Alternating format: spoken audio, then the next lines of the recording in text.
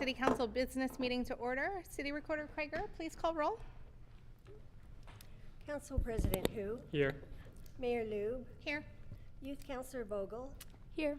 Councilor Shaw. Here. Councilor Wolf. Here. Thank you. If everyone will please stand and join me in the Pledge of Allegiance. Allegiance to the flag of the United States of America and to the republic for which it stands, one nation, under God, indivisible, with liberty and justice for all.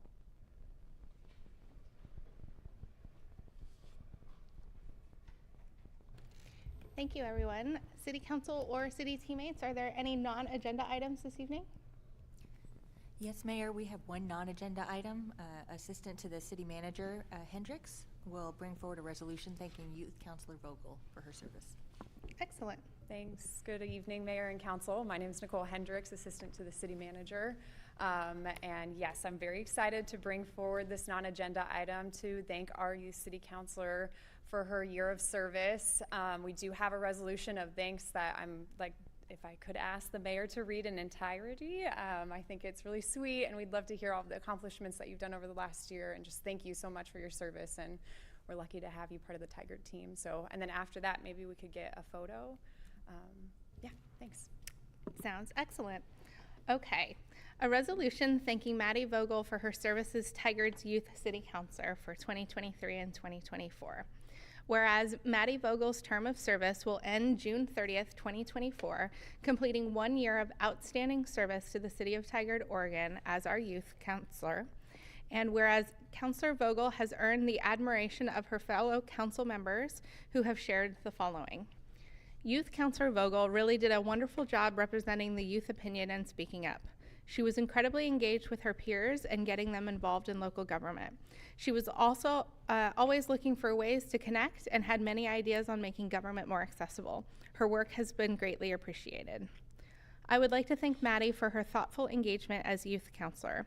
Maddie was always advocating for the opportunities for youth or how the city's decisions could impact our youngest residents. Additionally, Maddie was an absolute champion on behalf of the public safety levy renewal. She showed up over and over again to demonstrate youth support and volunteered several times throughout the winter and spring to educate voters about the measure. I would like to thank Youth Councilor Vogel for attending the National League of Cities Congressional Cities Conference and representing Tigard and its youth in congressional meetings. Her thoughtfulness, professional, and passionate demeanor and leadership were welcomed and appreciated.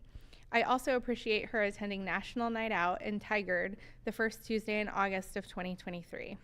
Youth Councilor Vogel again exhibited leadership by going up to all the youth, or the young adults, her peers, and young children to say hello and share what her role as youth councilor entailed. I'm sure she sparked interest in those she spoke to about serving or having a career in government. And whereas Youth Councilor Vogel has demonstrated dedication to promoting the city's youth voice by actively participating in many weeknight and weekend meetings, as well as public events. Her participation helped guide many key initiatives and kept the youth perspective at the forefront of decisions. And whereas Councilor Vogel served as a leader on the Tigard Youth Advisory Council, organizing and volunteering for events such as the Voter Drive and Ballot Measures Forum and State of Our City. And now, therefore, be it resolved by the Tigard City Council that the Tigard City Council and city teammates hereby commend Maddie Vogel for her valuable contributions to the city as Tigard's Youth City Councilor. And this resolution is effective immediately.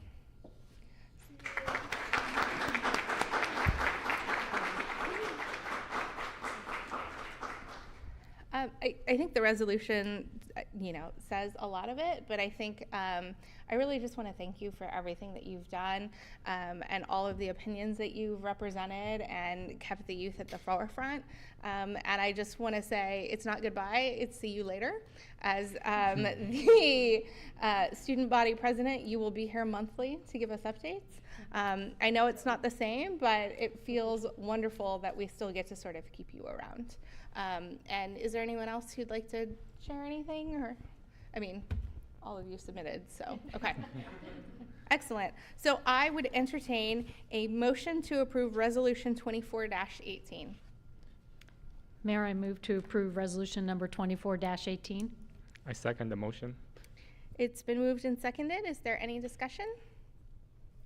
Seeing none, will the city recorder read the name and number of the resolution and conduct a roll call vote? Resolution number 24-18, a resolution thanking Maddie Vogel for her service as Tigard's Youth City Councilor, 2023 through 2024. Council President Hu, Yes. Mayor Lube, Yes. Councilor Shaw, Yes. Councilor Wolf, Yes. Thank you. This resolution is adopted by unanimous vote of this so very grateful council.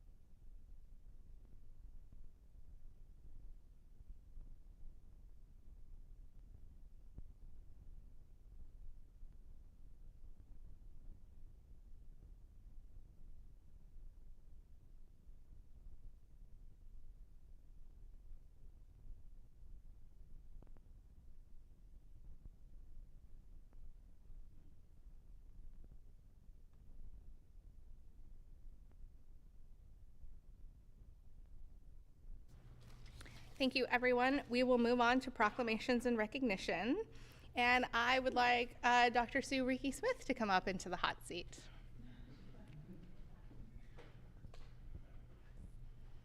Please.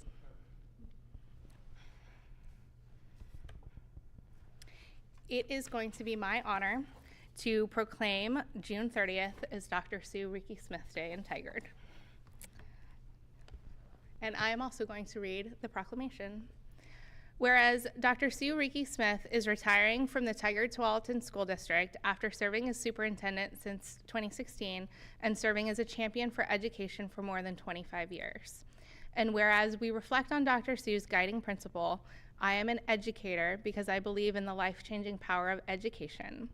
And I believe all students have the capacity to learn and deserve to develop their talents and achieve their dreams through rigorous and engaging instruction.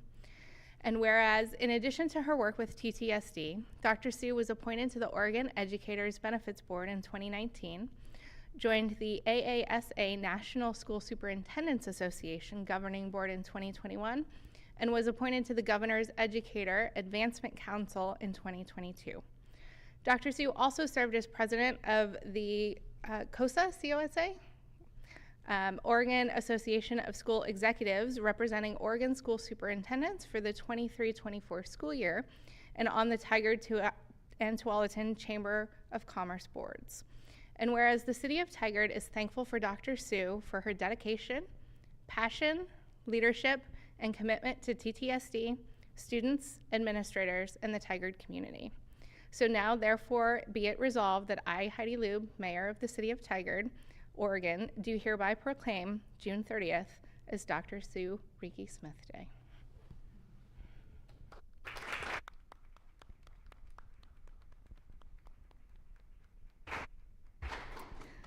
Dr. Sue, I just wanted to say thank you for everything that you've done for our community and for our students. And I just want you to know that Tigard and our community is better because of you. Yeah, please. There are so many things I could say to you right now, Mayor.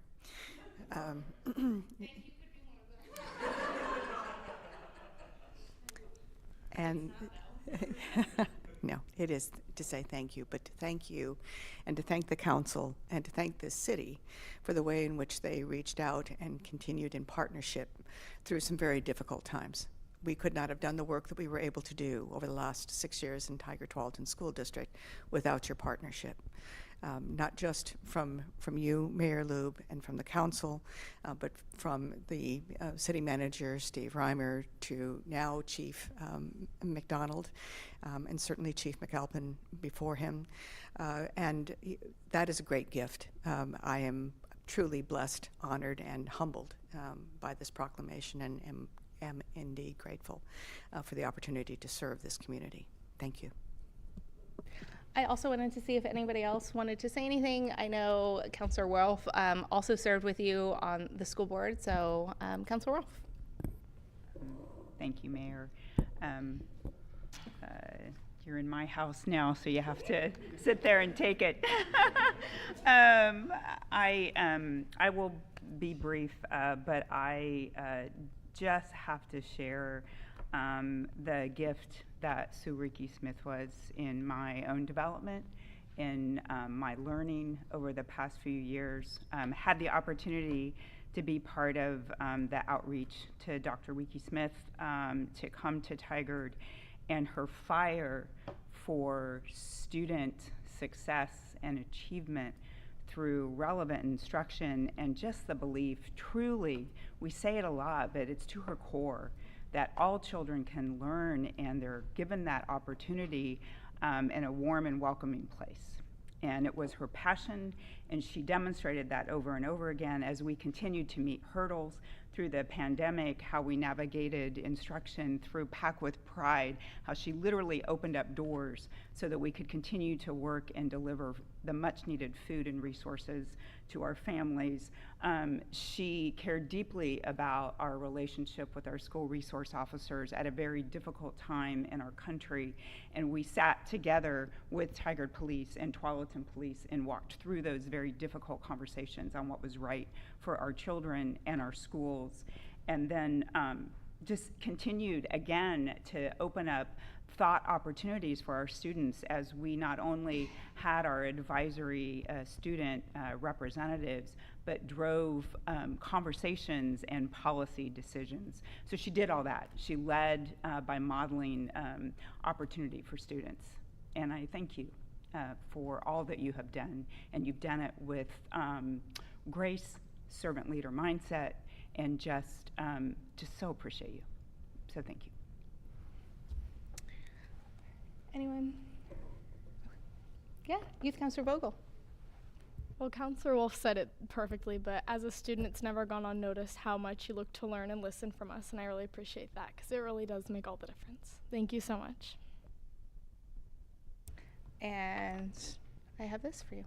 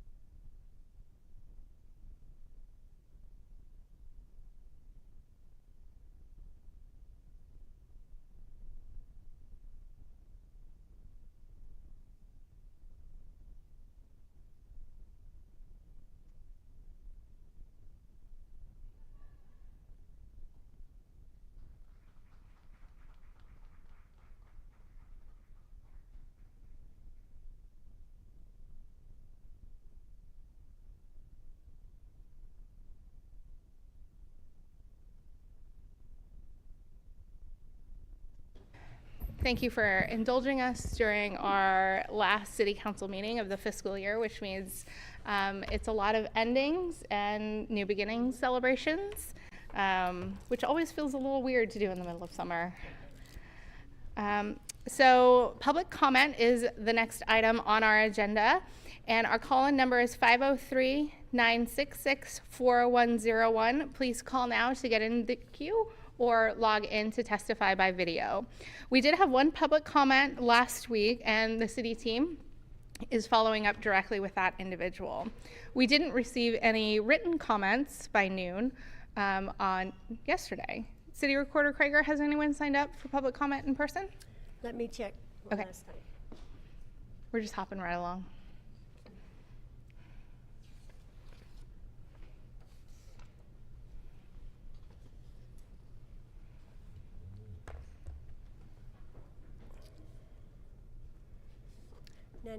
Okay.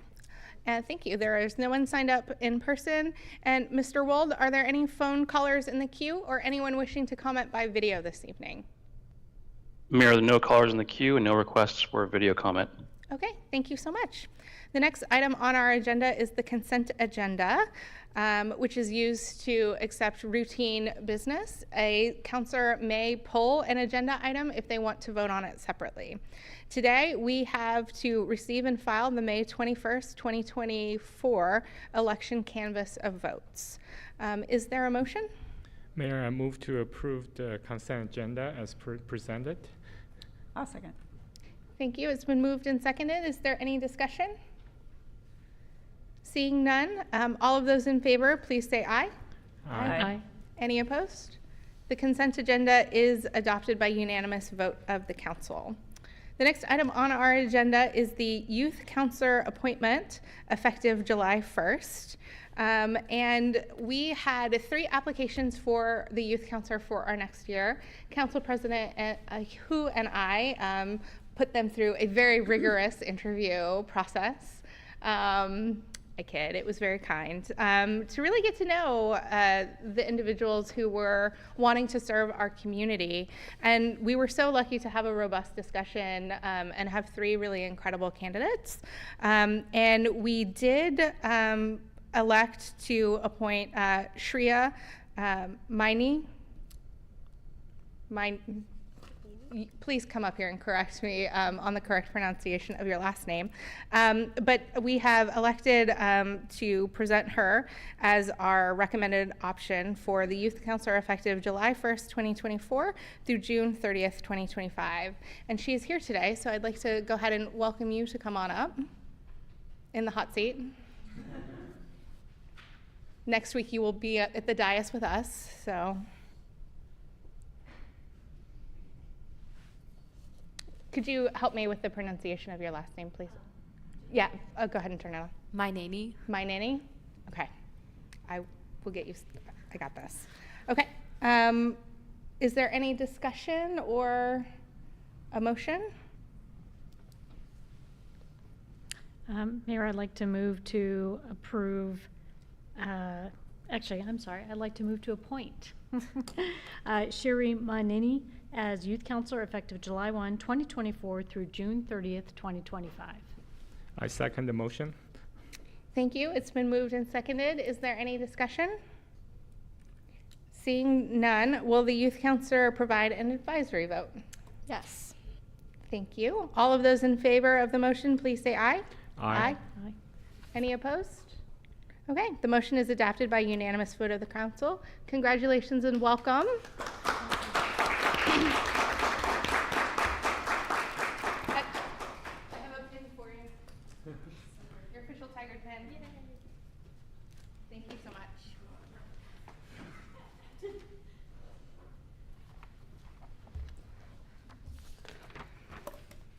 Okay. The next item on our agenda is to discuss the city council vacancy and hold applicant interviews. So today we have the top 4 applicants who we brought forward next week here with us today. We are going to ask all of you to go in the hallway during the interviews. There are seats set up for you, very comfortable seats for you to enjoy your time in the hallway together while we interview you one-on-one. I have all of your names in this fancy cup here, and that is how we are going to be choosing our order. We have 5 questions that were sent to you beforehand that you could prepare for, and then we have 5 additional questions that are a little bit more spur-of-the-moment questions. We have been assigned each of those questions, and we will use the same rotation for both of those sets of questions. So we will ask everything you know first, and then the new questions second. And then once you're finished, we're going to ask you to go back out into the hallway. After that interview, we are going to take probably a 5-10 minute break. There are several of us up here that are sort of mullers and would like to sort of sit and look over all of our information and really put our thoughts together so we can have a robust conversation. At that point, you're welcome to come back in, and we are going to talk about you and talk about who we'd like to move forward. And so please know during the interview process, you may see us with our heads down, typing or scribbling. We are paying a ton of attention to you. We are taking good notes, which we'll all send to Carol for public record afterwards. But please know that we're taking this incredibly seriously. So are there any questions or comments about the process? Anyone in the audience as well? No. Oh, welcome, kiddos. I don't know if you saw, we do have coloring books and some crayons back there that could keep you entertained. Or you can go out in the hallway and run around to help kill time. Both of those are your options. Okay. Ready? Giddy up. Council President.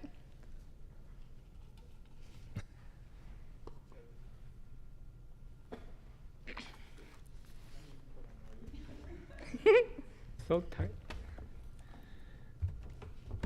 Oh, the first person will be Neha Nivarne. Okay. And then we'll go ahead and just put the entire order out now so all of you know. The second one will be Faraz.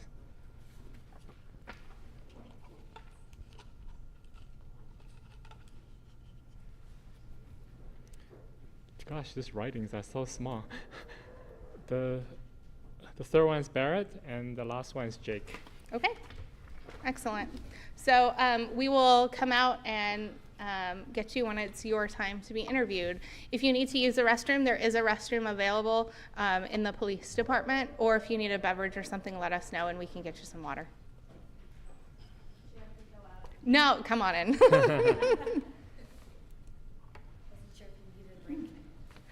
No, we are good to go now.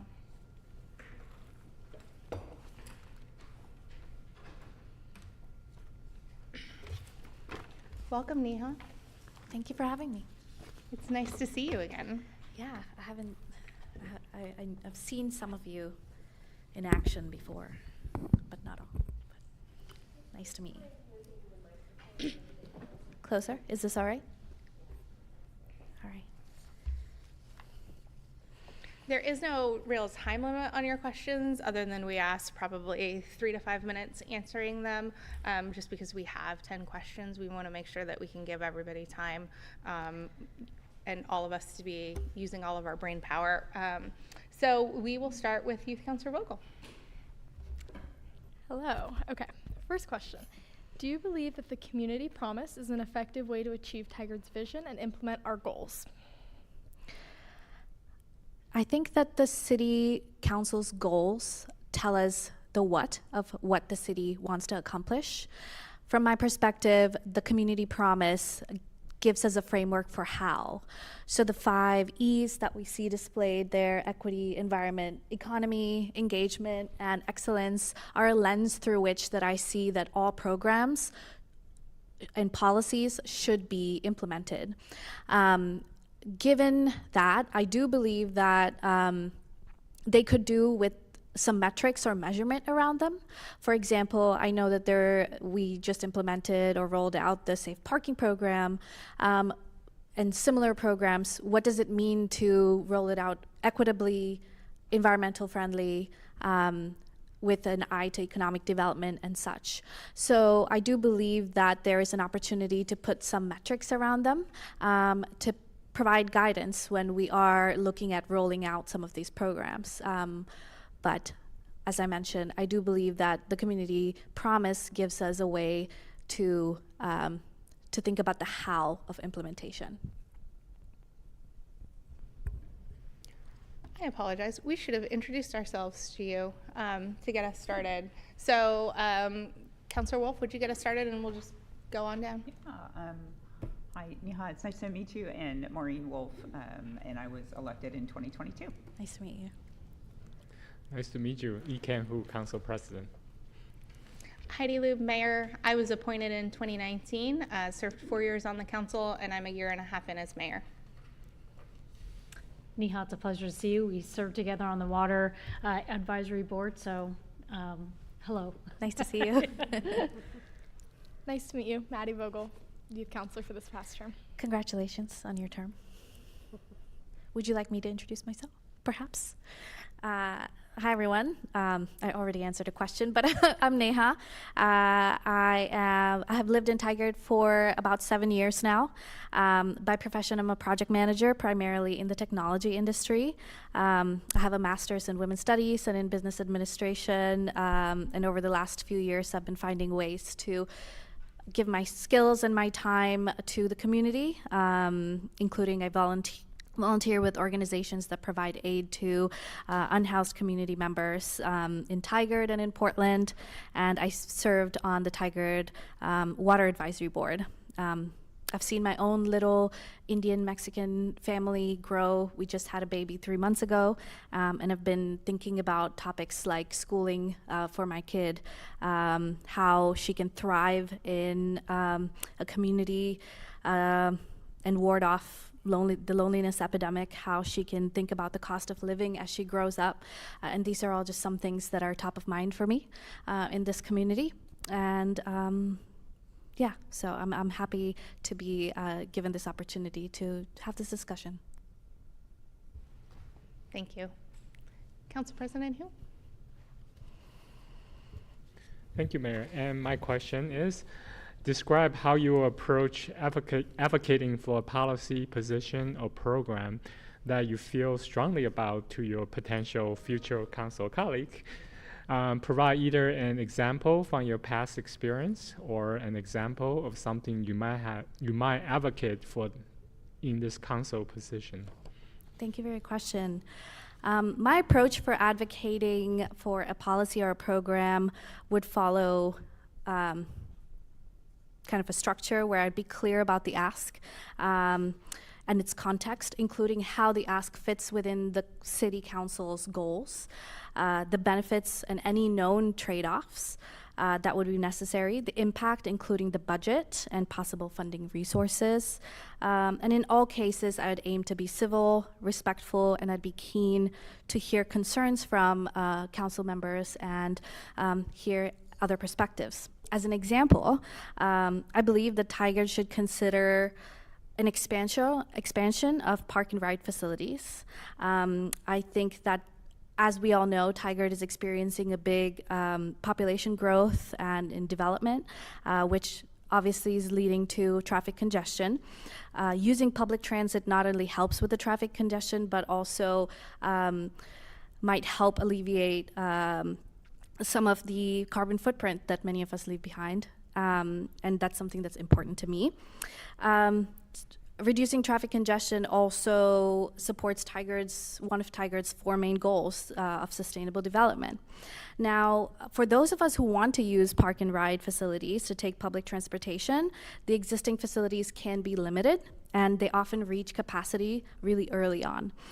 This has been my own experience when I've tried to take to use park and ride facilities to go downtown for work, and it would fill up by 7 a.m. for a job that I have at 9 a.m. So it wouldn't make sense for me to come park at 6:30 in the morning, right? So I would end up driving 1.5 to 2 hours, lonesome in my car. In order to make park and rides truly accessible for the entire community, I believe as a city we can look to add more spaces. We can look to add more park and ride facilities. I think they should be made accessible for pedestrians through adding walkways and include bike storage options, as well as EV charging stations. Obviously, these facilities need to be safe and secure, and we can do that by considering adding lighting and surveillance. In terms of the benefits, investing in expansion of park and rides would obviously benefit the city's goals to reduce congestion and traffic, support sustainability, and reduce expenses for community members who maybe don't want to pay for parking. And studies I've looked up have shown that every dollar that we invest in public transit infrastructure generates $4 in economic returns, which is pretty great rate of return if you ask me. I do propose that we undertake an analysis to calculate the total cost of expanding park and rides and determine the exact budget that would be needed. And in terms of funding, we can look at several options, which could be federal and state grants, public and private partnerships, because a more connected Tigard would lead to more economic development, which would be good for business. And local, we could look to maybe a small, modest increase in local transportation fees to help pay for this. I think expanding park and rides in Tigard seems like a natural tactic in achieving Tigard's stated goals so far, and it builds on existing infrastructure, so we're not adding something completely new. And I would be keen to hear the council's perspectives and any other points of view from your experience. Thank you. Councilor Wolf? Go for it. Okay. What is your opinion on higher density housing being built in Tigard? How is your opinion impacted by House Bill 2001? Yeah. I've done some volunteering at shelters recently and done some volunteering with Family Promise in Tigard. And so I've had a lot of time and thought put into this topic. And I think with the pressures of housing that we're all feeling, or many folks are feeling today, I think that higher density housing provides us the much needed additional capacity. The housing that we see being built downtown Tigard, River Terrace, I think allows for this additional supply. For anyone who's looking to move to Tigard and hasn't been able to find a space, or someone who's in Tigard and wants to stay here and find that next home and continue to be part of the community. I do understand that there are concerns about more traffic congestion, that that it would be a strain on existing infrastructure, and there might be some fears of losing our neighborhood's characters with more higher density housing. I do believe, however, that housing is a basic human necessity. And I believe that it's up to us as a city to provide basic services, including housing. I would expect that the population growth that we see would perhaps make up for some of that additional tax revenue that can be used to improve the infrastructure. Now, in terms of loss of neighborhood character, I think it gives us an opportunity to maybe create a new character and evolve into something different, just inclusive of more people. I would add to that in terms of HB 2001, we're not alone in this. Other cities are probably going through the similar challenges. I would look to learn from what other cities are experiencing, any pain points they've already felt, and try to have that knowledge share so that we can all grow together.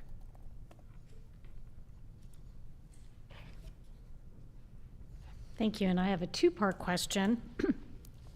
Can you provide a specific example that illustrates your commitment to accountability in tracking and evaluating the effectiveness of decisions or policies you've contributed to? And if you want to start with that, or I can just read both. If you could read both. Oh, okay. I'm prepared for both.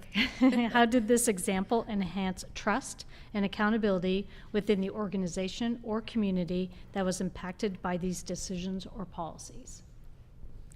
Thank you. As I mentioned, I'm a project manager by profession, so a lot of this is that question is in my wheelhouse of what I do. But an example I can think of is that as part of an organization that I was employed by, I led a departmental reorganization that impacted about 120 employees.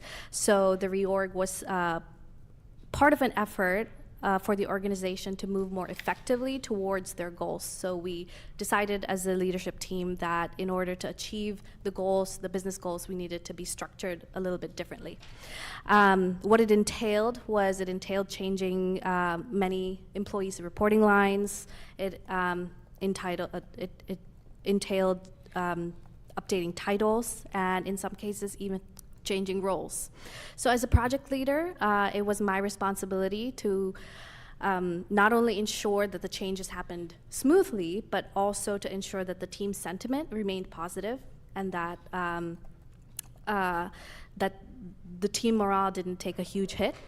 As we know, change can be difficult. So we began with the end in mind. We benchmarked important metrics that included attrition rate, it included team sentiment scores. Then we put a communication plan in place that was multi-pronged. So it included clear communications about what was changing, what the impact was for every single person.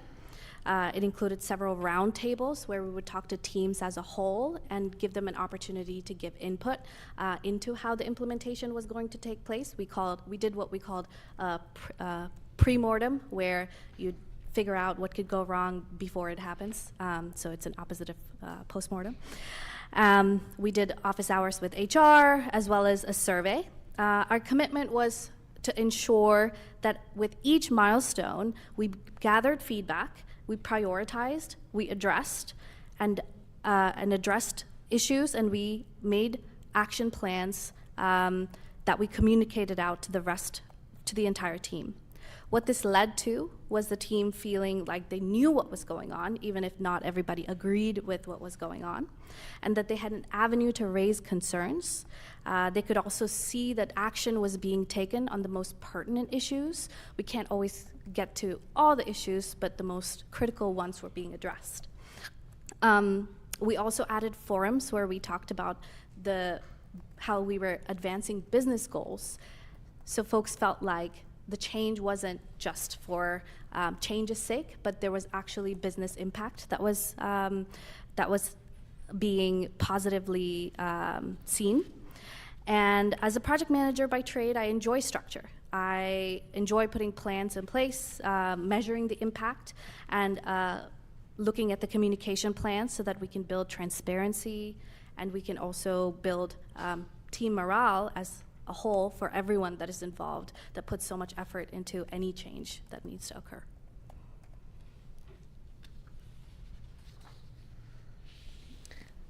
I have the next really hard-hitting one. The sure. Tigard City Council meets every Tuesday evening for council meetings at 6:30 p.m. and they can last anywhere from 1 to 3 hours. I think we had one that went a little longer the other night. That is not a normal occurrence. We sort of agreed to meet more often for less time than have longer meetings. But on top of that, each member is really responsible for liaison assignments to our boards and committees. The frequency and length of the meeting depends on the assignment. Some of them are monthly, some of them are quarterly. There's also community events that you might be asked to attend or attend different meetings that are going on. Are you able to commit to attending all of these kinds of meetings and really fully participating as a member of the council? And maybe if you could talk about your commitment to that. Yeah, I know you joked that this is the hard-hitting question, but this really is a hard question to think about, right? I don't take it lightly. I think that I'm aware that this is not a small commitment, and I am also aware that if I was going to come into this position, I wouldn't be an elected member, so I would assume, or I would put it on myself to actually spend more time getting to know top of mind and having more forums with community members to do that extra work.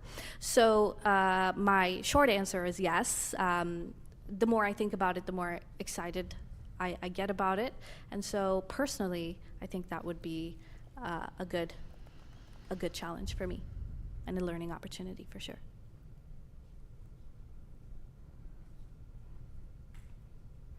Excellent. So that is round one of questions. And Youth Councilor Vogel, whenever you're ready. Perfect. If you received a $1 million grant to use for the city in any way you wanted, what would you do with it and why? And if you need me to repeat that, I can.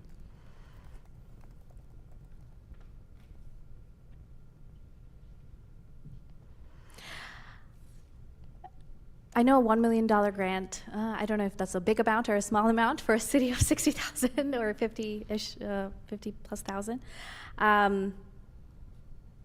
I think I would put it to use in creating, I truly believe that we need to do more in terms of providing short-term shelters for the for unhoused community members.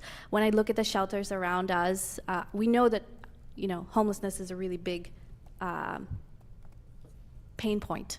And when I look at the shelters around us, they house maybe 30 to 40 folks overnight, and that's just not enough for folks who need that level of support. There are programs that help folks who might be ready to get into housing, but I think we also need to look at that overnight low barrier shelter space, and that's where I would put it. My own values are that we need to look at just basic services for, or basic needs of a human being, and shelter is one that's high up there for me. Thank you. And I'm next. And my question is, on City Council, we deal with many issues. How would you ensure all community members' issues are acknowledged or addressed? And how would you ensure we are hearing from as many people impacted by the decision as possible? I think I would start with, if there is a topic that we're going to talk about in the next meeting, I would try to break down who is all impacted by it, and then determine how I can reach them to get their input or communicate the impact. Now, I think it's tough because it needs to be a multi-pronged thing, where I might get information through social media, someone else might need a mailer. So I would actually also look to the work done by, I think there's the community engagement committee, right? So learn from the communities that, the boards that we already have and what we've learned with them for how we can communicate. But in terms of gathering feedback and input, I would look at who all is impacted. I would actually also look at historically who has commented or had issues, raised concerns in the past, and try to proactively engage them so that their voice is heard.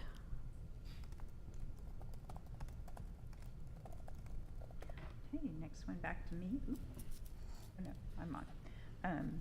What do you know, and Neha, you somewhat touched on this in your question before this last one, but what do you know about Tigard's work on reducing houselessness? And do you see any additional approaches that council should be considering, or anything we're doing that isn't working?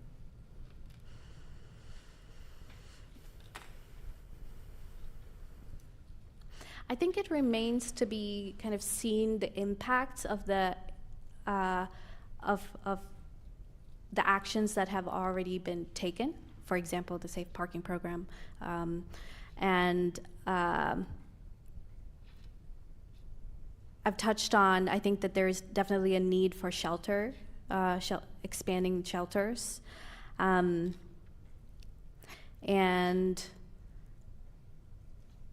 yeah, I think what I would like to see is actually more of the measurement of like impact. How are we doing? How is the group of or how big is the problem, and how are we doing in terms of reducing the pain in the community? I don't know that I see that very often, and I don't know if I'm just looking in the wrong place. But a lot of times I want to see we're putting different, money into different types of activities, and I want to see what is the impact and is it sufficient for the future. Almost like, we would have a business review.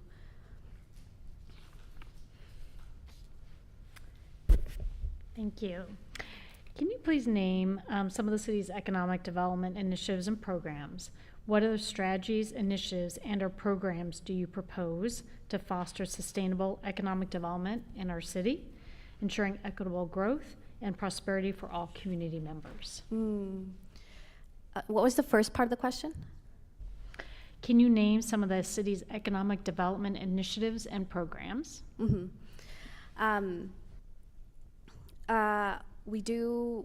I really appreciate what the city is doing in terms of supporting startups with the with the lab in the library, so the cafe project, as well as the different food carts initiatives that we see downtown in Universal Plaza.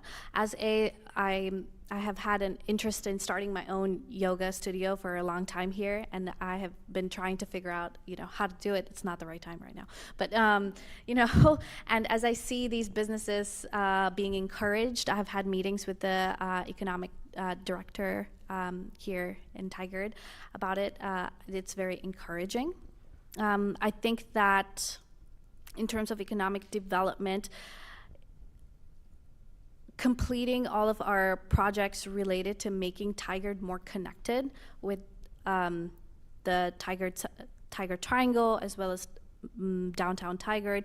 Tigard has kind of like a sprawl we have downtown here, but also we have Tigard Triangle, and quite a few folks live in Bull Mountain, so it's kind of a sprawl. So I would want to see more of a connected Tigard in order to improve economic opportunities. I hope that answers your question. And our final question is, what questions do you have for us? In terms of the various policies and programs that the city works on, really, I guess my question is, how does the council measure success?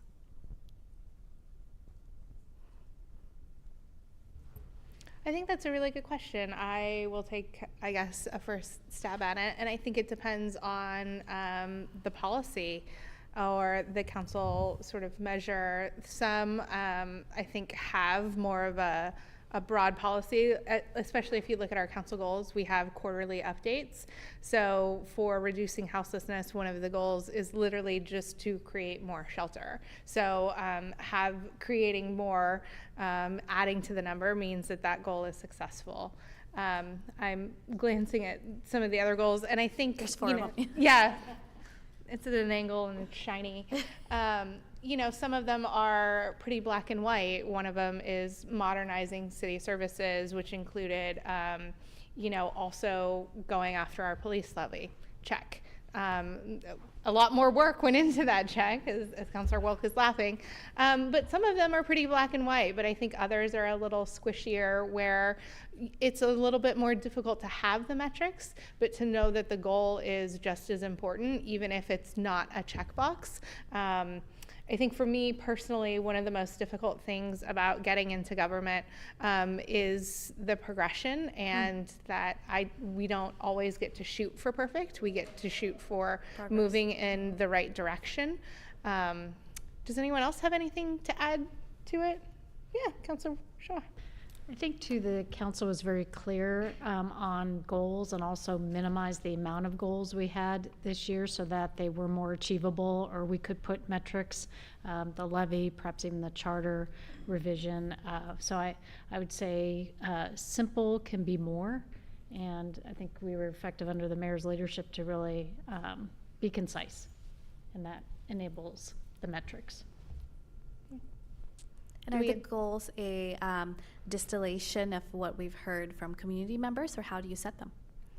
So when the new council is set every 2 years, we go into a retreat with the city council and with city leadership, the department heads, and really distill down what are the previous council goals, what are still going on, are there new initiatives that need to be added, what are we hearing, and we have a facilitator who comes in and really assists us with that process.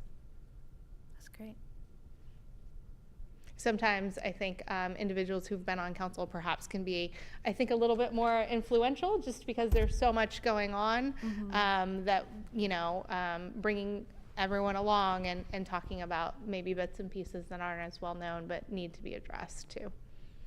Because I remember when I went to my first one and knew nothing. I mean, the mayor and the councilors were just jumping in, and I was like, I didn't even know that was a thing. It's sort of drinking from the fire hose for a while. Yeah, Councilor Wolf.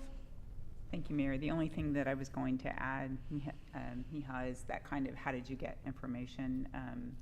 4 out of 5 of us were on the campaign trail, up until November, and did a fair amount of canvassing, having conversations with folks. So that idea of going into that discussion in January, especially the mayor's spot on as someone that was brand new to the city, where I didn't have experience. I certainly had heard the voices of our community from just reaching out as a candidate and having those conversations. So I think that was really helpful.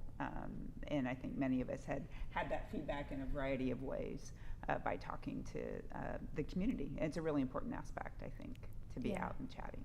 So, Yeah. Thank you. Great. Thank you for giving me the time.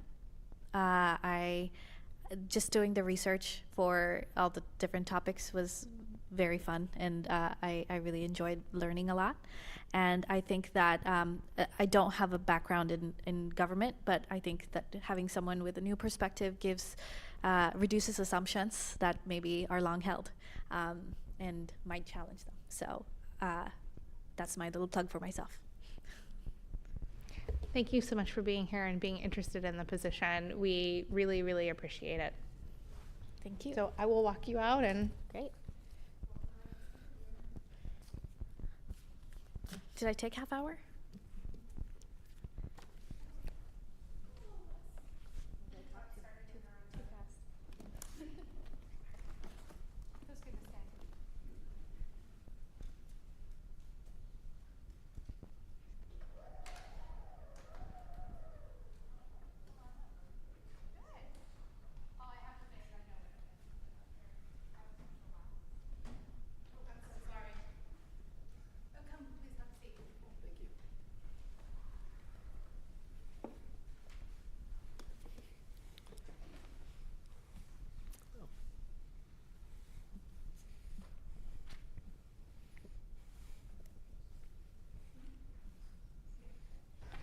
We'll go ahead and get started by introducing ourselves. We'll start with Councilor Wolf at the end. Good evening. It's nice to have you here. And Maureen Wolf, Tigard City Councilor, and was elected in 2022. Good evening for us. Nice to see you again. We ran into each other at community event a couple of times. Nice to have you here. Lee Kang-hoo, Council President. Hi, Heidi Lube. I was appointed in 2019, served on the council for 4 years, and I'm a year and a half in as mayor. Thank you for being here. Thank you. Hello, Jeanette Shaw, Councilor Jeanette Shaw, and this is my 4th year and my first term. Hi, Maddie Vogel, youth counselor for this past term. And I will be asking the first question. Okay. Do you believe that the community promise is an effective way to achieve Tigard's vision and implement our goals? Yes. No, I'm kidding. So overall, the community promise is really well aligned with Tigard's overall broader goals: sustainability, the economic stewardship, social equity, and then community engagement. However, the success of the community promise does depend on consistent and committed application across all levels of government and community initiatives.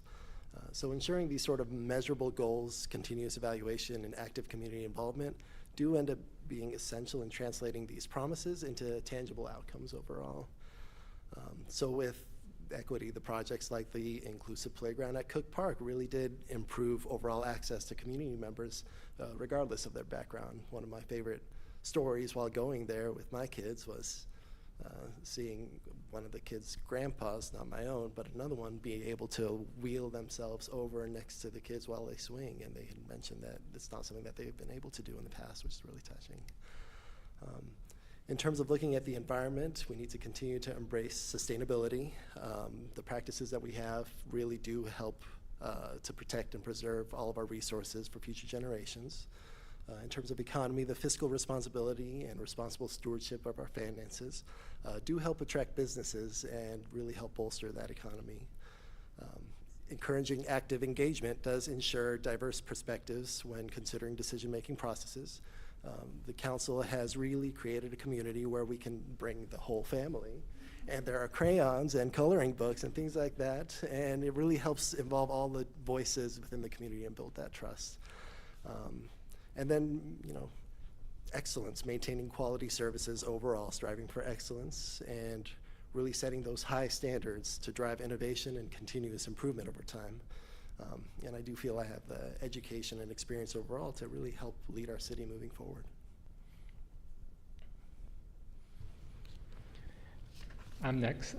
Describe how you approach advocating for a policy, position, or program that you feel strongly about to your potential future council members, and provide either an example from your past experience or an example of something you might advocate for in this council position. So I found that the best way to advocate for me is really by starting with common ground. So I like to build using that as best practice, finding evidence around that. And I've been able to put this to use multiple times with programs and projects that ended up being developed with the Department of Defense. But I'm most proud of the work that I did at the University of Nebraska Medical Center. So as you all know, I'm a family medicine physician. I used to practice obstetrics as well. One of the issues that I noted when I was there was that minorities were getting generally different treatment during the childbearing process. So there was some argument that there were some cultural preferences and there are other reasons behind it. But I'll tell a little story. Once I had a patient. Her second language was Spanish, so her first one was an indigenous one in Guatemala. And during the intake process, I was able to find somebody that speaks that language specifically as an interpreter. We discussed the birth plan. She wanted an epidural, and we went through everything that was going to happen during that place. I got the anesthesiologist, talked to them in order to have them come to the room. I'm seeing a lot of other patients, so I go from room to room. And then the nurse contacts me to come into that room because she feels like she needs to push. Delivery was great, everything went very fine, but she didn't have the epidural. So I was able to later on that day get the interpreter and say, well, I thought we talked about this, did you not want it? And that's completely fine. She said, no, I wanted it, it's just nobody talked to me about it, so they didn't give it to me. So I found the anesthesiologist. And I asked him, and he said, no, we talked about it. I'm like, did you bring the interpreter? He's like, I speak some Spanish. I'm like, well, they don't really speak Spanish. Like, that's not. So I was, of course, livid because it was my patient that I'm being taken care of, you know. So one of the things that I ended up doing with my wife, Stacy, who has a master's in public health as well, is we did a retrospective study looking at the institution, so the University of Nebraska Medical Center, specifically looking at socioeconomic disparities in pain medication during vaginal childbirth. We ended up releasing our findings, and we found that there was a statistically significant difference, and it wasn't just a one-off cultural preference. We ended up publishing it. We ended up being on the front page of the Medical Association Journal, and we really helped shine that mirror on the inequities being used, using data. And one of the great things about doing it that way was we didn't say, no, you did it wrong. We said, this is what we are doing. How can we make it better? And so time and again, it's how that information is being shared, presenting all of these facts, and improving from there. And luckily, over time, it ended up leading to DEI initiatives within medical education at the university. And the implementation has improved interpreter services overall there, which was fantastic. So we made lasting change.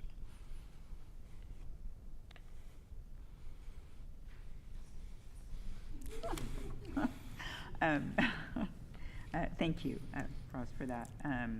What is your opinion on higher density housing being built in Tigard, and how is your opinion impacted by House Bill 2001? So housing is a hot topic here in Tigard, and this would address the housing shortage overall, so I'm very much in support. If done well, we can design walkable communities while increasing our housing supply, stimulating local economy, and aid in urban infilling. So with House Bill 2001, it requires the cities with populations over 25,000 to allow middle housing, and then it removes those barriers to build and establish within currently set areas. So it ends up creating incentives for builders overall. So some of the benefits of that is it'll help limit that urban sprawl, which can also help protect a lot of our green spaces. It helps with sustainable transport as long as it's planned and done correctly overall by having the higher density in one location, making it more walkable. It helps with economic development overall because it boosts both local businesses by expanding that transport, but also by expanding that customer base here in Tigard. And overall, it seems like the best way forward. I should note, overall, it does come at a cost. There's a lot of initial investment that needs to be made in infrastructure, roads, schools, et cetera. And it may lead to some market imbalance if we end up with that rapid development without the supply to overcome it. But overall, I do think that the pros outweigh the cons, and as long as it's done responsibly and appropriately, it's phenomenal. Terrific. I have a two-part question. The first one, can you provide a specific example that illustrates your commitment to accountability in tracking and evaluating the effectiveness of decisions or policies you've contributed to? And the second part, how did this example enhance trust and accountability within the organization or community that was impacted by these decisions or policies? So I have spent decades tracking and evaluating the effectiveness of various decisions that have been made and policies that I've helped put together. So I both received training in and implemented things like agile concepts for rapid development, waterfall process, and all the other things in terms of project management overall. And in terms of evaluating follow-up with best practices and workflow in a clinical setting specifically, we do a constant plan, do, study, act, the PDSA, where you end up doing re-evaluation and process improvement over time. So I've done evaluations of medical clinics and academic hospital IT rollouts and things like that. In fact, last year I helped lead the Adventist Portland incorporation within OHSU. So it's something in terms of looking at overall policy and tracking that long-term repercussions. It's something that I'm well aware of and something that I've been able to practice over time. The one example that I do have that stands out, though, is during the pandemic, I was the public health emergency officer at Beale Air Force Base. So one of the things about military bases is they end up being sort of separate entities as opposed to the counties themselves. So I ended up leading a lot of the predictive modeling that we ended up having there and comparing our data with surrounding and comparable communities. And helped overall establish a lot of the policies that we use throughout Northern California. So I worked closely with FEMA 9, and we ended up creating these policies in concert with our county representatives as well. And overall, we ended up having phenomenal numbers throughout the time that I was leading. The biggest part of that, because of course there ends up being, a lot of different voices when it came to the pandemic. It was really the relationships that I had built for the years before the pandemic that ended up being key. I had to be the public face during the pandemic, so as the FEO, the public health officer, I ended up holding weekly town meetings, discussing steps, sharing concerns with the public, because it was something that really resonated with a lot of people. One of the issues with COVID specifically is it was unnecessarily politicized, but we overall really had to rise up against that, and I didn't like the partisan nature of those politics. But one of the things that we ended up doing was by providing the facts and sound reasons for all of the decisions that were made, we were able to come forward on common ground and really discuss it at all levels of decision making and accountability.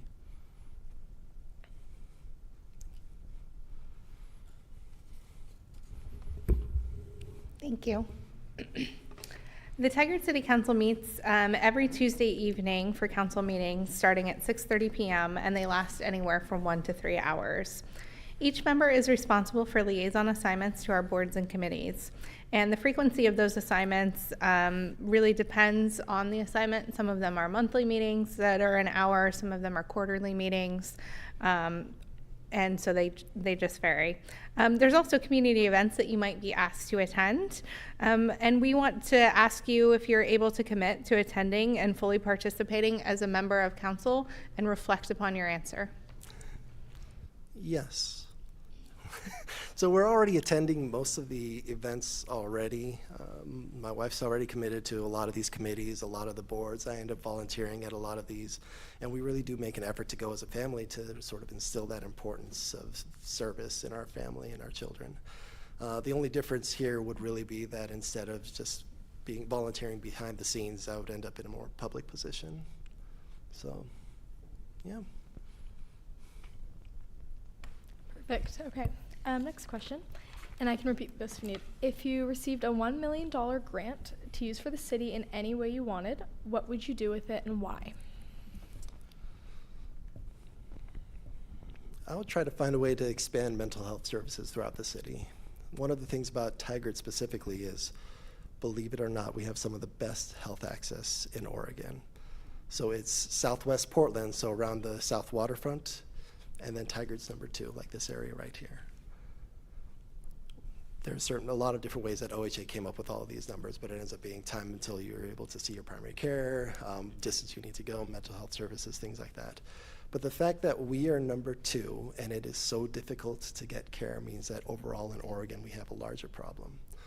And I do think everything that we're doing is phenomenal, getting us to that number 2 spot. But I think that we really can continue to be a shining example of what can be done here in Oregon.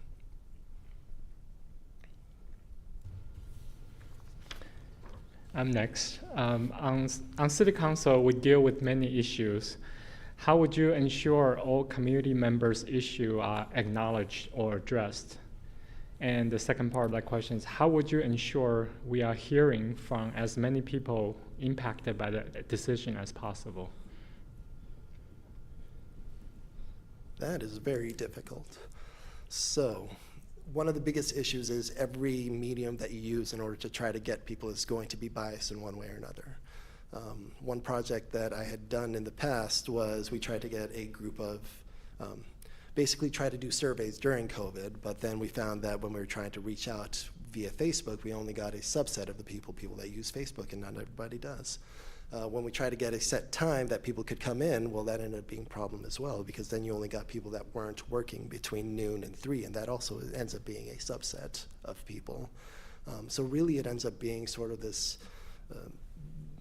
widespread approach in order to get as many members as you can. There's not going to be one single medium to do so, because regardless of which medium you choose, it's going to end up being biased towards one group or another. So in order to be as inclusive as possible, it's going to be not just television, not just radio, not just, it's going to have to be multiple efforts in order to get all the information out. The same will be true in terms of getting all the represented voices and all the members' issues addressed. So we do a great job here with both telephone, in-person, and video calls, but continuing to do so is going to be the biggest effort.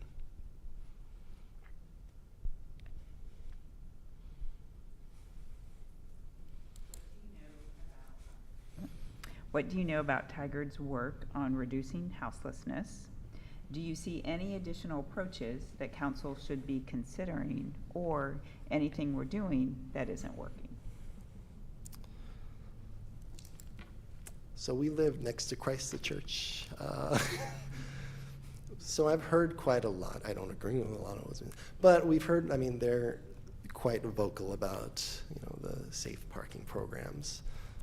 There's a lot of misinformation out there about a lot of the programs that are currently being proposed. And the unfortunate reality is there's a small group of voices that are loud and spewing out a lot of this false information.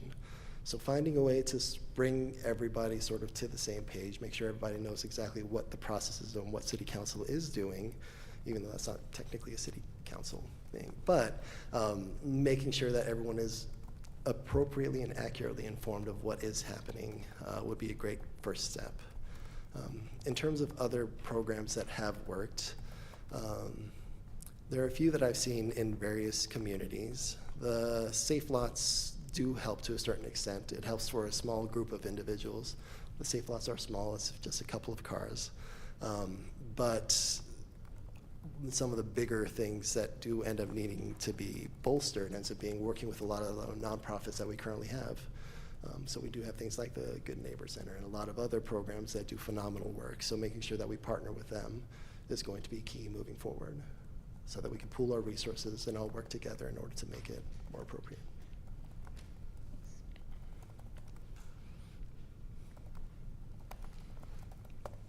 Thank you. Can you name some of the city's economic development initiatives and programs?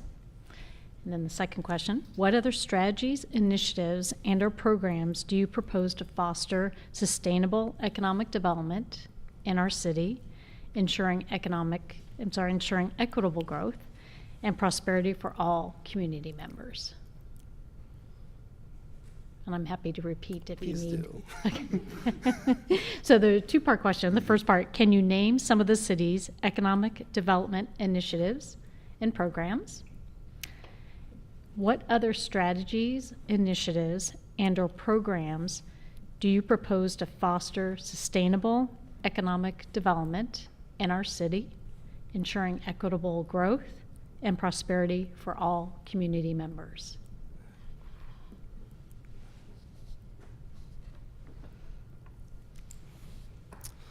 I don't, off the top of my head, remember the economic development programs. I remember reading it. I'm so sorry. But I'll look it up and get back to you sometime. In terms of overall looking at strategies to foster sustainable development and equitable growth, really finding where those disparities exist and try to remove any barriers that we can throughout the process. It ends up being, again, a way to redistribute all the efforts that we're making in order to make sure that we're touching as many of our citizens as possible. Some people feel that there are areas in the community that are getting much more focus than others, and finding ways to, yes, get those areas that need the most help, more help, while still addressing the other ones ends up being key.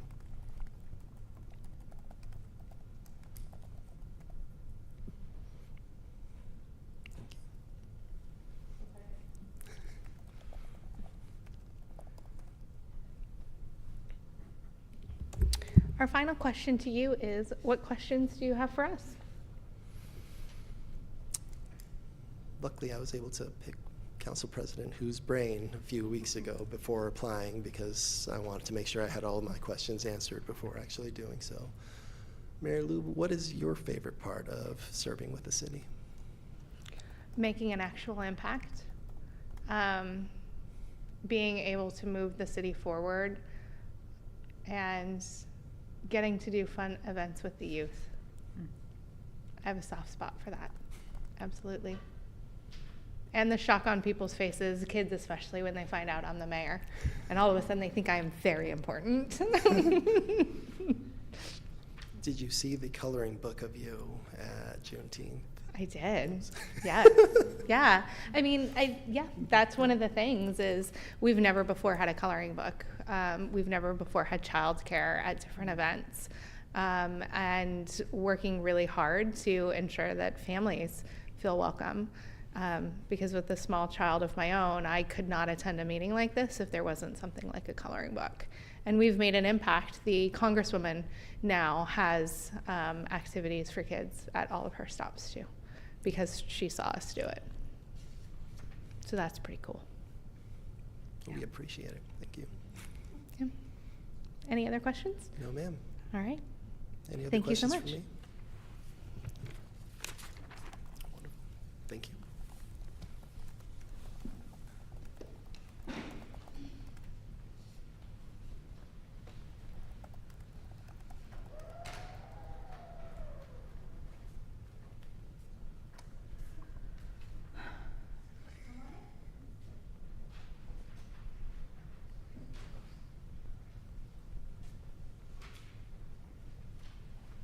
Hi, everyone. My name is Nicole Hendricks. If you want to be. Good person to be. We will start with introductions. Councilor Wolf? Hi, Barrett. Maureen Wolf. I was elected in November 22, so rather new on the council. Welcome. Thank you. Hi, Barrett, City Council President Ikan Hu, and welcome. Thank you for being here. Thank you. Heidi Lube. I was appointed to council in 2019, served for 4 years as a councilor, and I'm a year and a half into being mayor. Hi, Barrett. Hi. Jeanette Shaw, elected during the pandemic, serving my 4th year of my first term. Hi, Maddie Vogel, Youth City Councilor for this last term. Great. And I will be asking your first question as well. Oh, great. Okay. Do you believe that the community promise is an effective way to achieve Tigard's vision and implement our goals? Great. Thank you for that question, and hello, everyone. I appreciate the introductions. My name is Barrett Johnson. I'm a Tigard resident here, and in my day job, I serve as Chief of Staff in the state legislature, so it's really an honor to be here talking to you today. Councilor Vogel, to your question, I think that the community promise is really something to be embraced. I think it represents a lot of values that are true to Tigard citizens, just based on kind of what we hear out in the community and what we've seen in community surveys as well. So I think it is a great lens through which to steer a lot of policy and to consider all the efforts that the city goes through. I will say that government is fundamentally a human endeavor. And the thing about human endeavors is we don't automatically do things perfectly just because it's written down that we should. So I believe that a lot of the strength in the community promise comes down to how accountable we hold ourselves to keeping it, and how accountable the city holds the council, how accountable the council holds the city, how accountable constituents hold all of us to living up to those values that we've said are important to steering the policies that we make. And so I believe there are a lot of times that I see projects coming through Tigard that through that lens of the community promise that really embrace it, and I see it play out really effectively, which I appreciate, and seeing, equity lifted up, environmental values lifted up, championing the economy lifting up, engaging with the community, having a sense of excellence in our implementation. And I think when we do that and in policy and projects that's come through, the city is building more resilient solutions, solutions that are going to be embraced by the community a lot more. And I think that's really valuable. But I also see small glimpses of times that it's been referenced where it sort of feels layered on after the fact. A decision maybe we already wanted to make that said, here's how this kind of conforms to our values. So my point is it's a very living process. And I think it's not going to be true all of the time unless we ensure that we hold ourselves accountable for it being true. And I think that's important. So yeah, I really believe in the community promise and what it can mean. I'm next. Describe how you will approach advocating for a policy, position, or program that you feel strongly about to your potential future council colleagues, and provide either an example from your past experience or an example of something you might advocate for in this council position. Great. Thank you for that question, Councilor Hu. So I think advocacy and advocating for a specific position can be approached in a lot of different ways. For me, the approach starts with from a place of communication, especially listening and asking questions, and then a willingness to do my homework on questions I may not have answers to, concerns that are raised, and really trying to steer those advocacy efforts to a place of consensus building. So the way that I've kind of tried to approach that in the past is starting by talking to people individually in sort of a private setting to kind of figure out where we are on this and express, here's something that I feel strongly about, where are you at on it? And just having a conversation with them. And I think starting there allows people to express themselves in an environment of one that we've hopefully built of trust. And then if there are concerns raised, if we're just not quite in alignment, then again, I want to go away and take that on myself to learn more about that situation and try and answer questions that I may not know, because there's often a lot that I don't know. So continuing to have those conversations with multiple stakeholders and different members of the council in this case, and slowly expanding that until I've started to have those conversations with a lot of folks, and trying to find places where, if we're not in alignment, can we get there, and working with people on that. and then kind of as we slowly expand that circle, bringing it into a more public forum to start taking on more public input. If we're still just not quite in alignment and I still feel very strongly about a particular position, then I think that's a good time to start bringing in outside perspectives, people with lived experiences about a certain aspect of what we're discussing, whether that's a project or a specific policy decision. And then, you know, if we're still not there, and it is really something that I feel so strongly about that it's worth going to the mattress over, then you know, that can start turning into more larger types of community organizing around supporting a specific position. Again, we're always talking about policy, not people here when we're in our advocating efforts. So yeah, starting from that place of private conversation, seeing where we're aligned, where we're not aligned, and then slowly expanding that circle to try and reach consensus. As a specific example of how that's come up in the past, recently in this last legislative session, the office that I worked with tackled a bill, House Bill 4081, the EMS Modernization Act of 2024. This was a really big bill, and it was a policy that had been tried to be passed multiple times over the course of about 20 years. And the problem that the original architects kept running into was that they really felt so strongly about the strength of the policy that they sort of felt they could just put up the policy and run with it and not necessarily have to do a lot of outreach, a lot of consensus building or communication work. And the bill would sort of pass along its own merits. So what we set out to do when we took that policy and started to re-architect that bill is exactly what I described. We started out with one-on-one stakeholder interviews with, you know, fire departments, ambulance agencies, hospitals, anyone that kind of touches EMS in any way at the state level. We started asking questions, hey, here's a list of who we're talking to. Who else should we be talking to? Who's not on my list that has an important perspective to hear about this?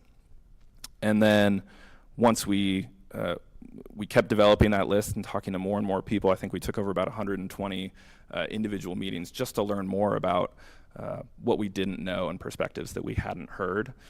And that process started to build a lot of trust in how we were approaching this policy from people who oftentimes don't necessarily have a lot of trust in one another, and so they could trust in the process that we were running.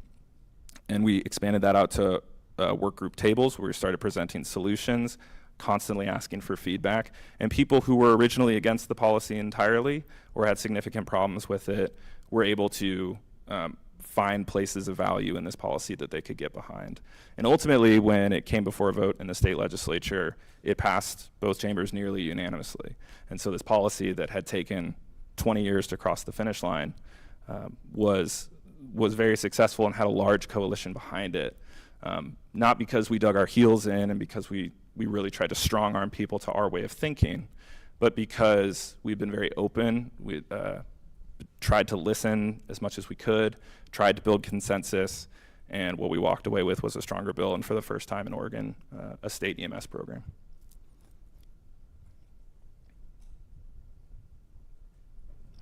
Thank you, Barrett. Okay, my question is on housing. What is your opinion on higher density housing being built in Tigard, and how is your opinion impacted by HB 2001?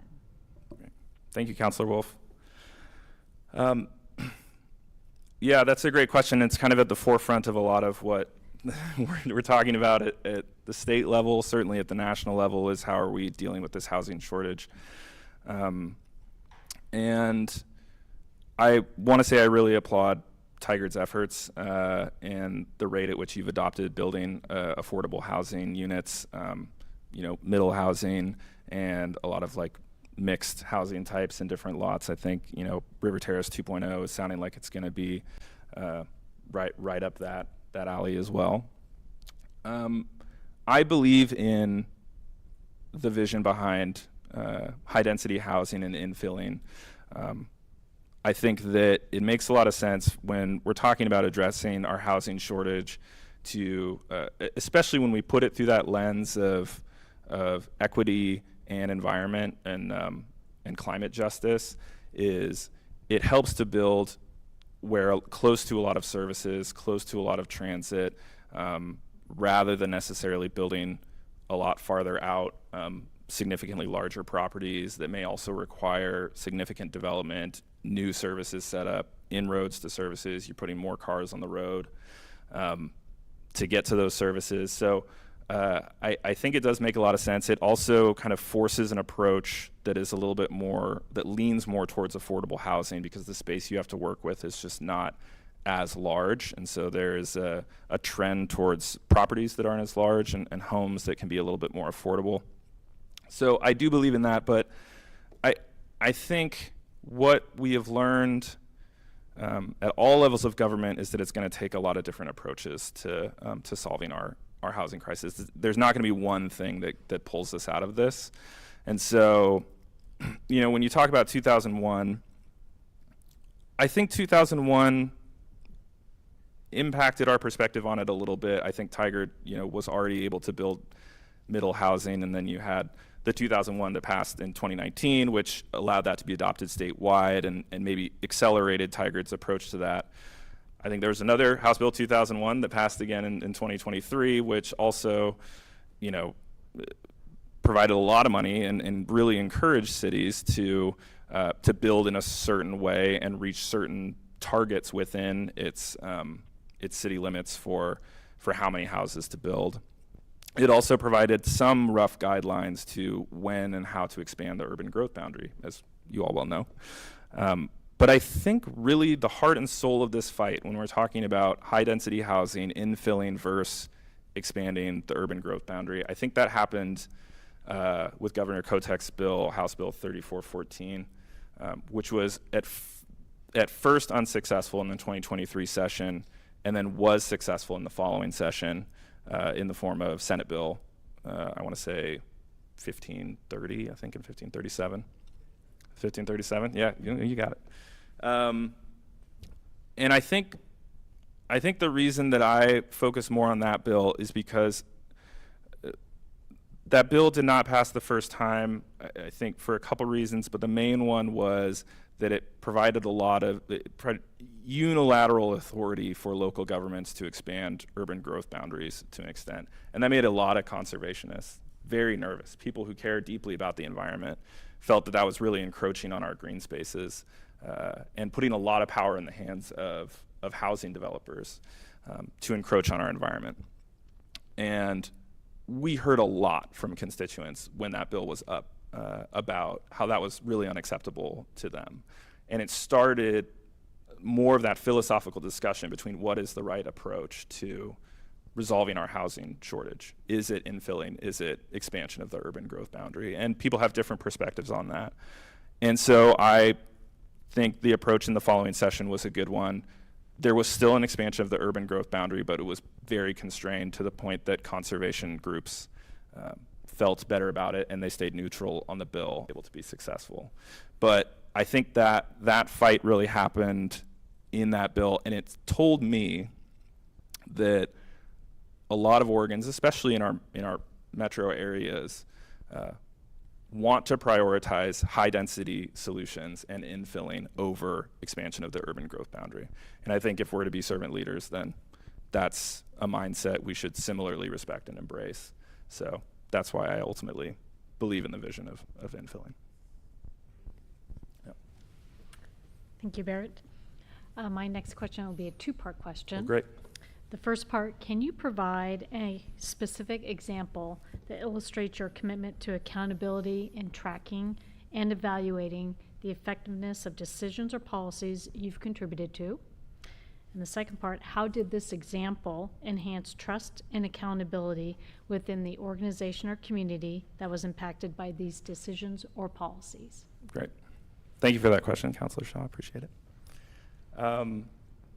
So before I worked in the public sector, before I worked in government, I spent about 10 years working in the private sector in the tech industry. And I held jobs ranging from entry-level customer service up to, by the time I left, a junior executive, where I was managing customer service teams and marketing teams, I oversaw about a $25 million advertisement budget at different times. And I think, as anyone knows who has been kind of a manager at that level, or had to run any organization at that level, there's a lot that goes into data measurement and performance measurement and accountability steps for where you're directing resources. And that was, for several years of my life, really a significant focus was understanding what are our tools for measurement within an organization. How accurate are they? Like how much do they reflect the real picture of what we're seeing? And how are we making long-term projections based on historical choices and historical data? And then how is performance living up to what those projections were? Are we way off? Are we pretty on? And then ultimately being accountable for when we make a decision and it doesn't go right, are we digging our heels in, or are we willing to fail fast, and are we willing to make adjustments to correct those decisions and say, you know what, the choice we made did not have a good outcome. Let's take a look at why, let's make an adjustment, and let's try to move forward with better decisions in the future. And I think the impact that when you're in those positions that it can have is, internally within, at the time, the external impact is on the product and customers, whatever it was that we were managing at the time. In certain cases, it was, a gaming app. In certain different cases, it was an e-commerce, website store. And so there's definite impact on if you're making wrong or right choices about that in terms of how people are interacting. But to me, in the position of being a team leader and a manager, the biggest impact to when you're accountable versus not on decisions you've made and where you're committing resources is whether you're gaining or losing trust within your own team, and whether the people that you're working with can rely on you and count on you to be thoughtful and analytical, not just about a situation, but about yourself as well. So I would say that portion of my life was a big part of trying to be accountable for the money that we were spending. And then when we were kind of spending money in the wrong way, or that projections weren't quite lining up with what we thought they were going to be, being willing to pivot with our team and being open and transparent about that. And we kind of measured that not just in the data we saw, but in the confidence we had in our team or not. Since moving to the public sector and working more in government on public policy, I think it's really important to bake a lot of those requirements into the policies that you're working on. In nearly all bills we've run and passed at the state level, we try and factor in reporting requirements, report back requirements to the legislature to just come back and say, a year from now, here's how this is going. It's something we factored into 4081. It's something we tried to factor into the paramilitary toolkit bill that we ran in the first session. So I think it's just really important that you can't necessarily assume that people will be reliable to volunteer coming back and telling you about how something's going. I think it's something that you should bake into the statute and just prompt them to do every so often, and it goes a long way to ensuring more excellence and accountability in implementation. I look forward to continuing to work on that for this upcoming session, where over the last few months we've been working with parts of the executive branch on developing a bill for accountability and transparency and how the state spends its money. So it's front of mind right now, and we'll see how it goes. Thank you. Our next question, the Tigard City Council meets every Tuesday evening for council meetings at 6:30 p.m., and they can last anywhere from 1 to 3 hours. Each member is also responsible for liaison assignments to our boards and committee. The frequency and length of those meetings depends on the assignment. Sometimes they're monthly, sometimes they're quarterly, they can be an hour or longer. There's also community events that you might be asked to attend, and we are asking you, are you able to commit to attending and fully participating as a member of the council, and can you reflect on that for us? Yes. I feel like I was really long-winded, so I'll try and be shorter with this one. But yeah, absolutely. when not in legislative session, when in the interim, the schedule for running a legislative office or staffing a legislative office becomes a lot more flexible. There's still a lot of work to be done, as with any day job, and especially work that I feel very passionate about. But the hours can be a little bit more flexible.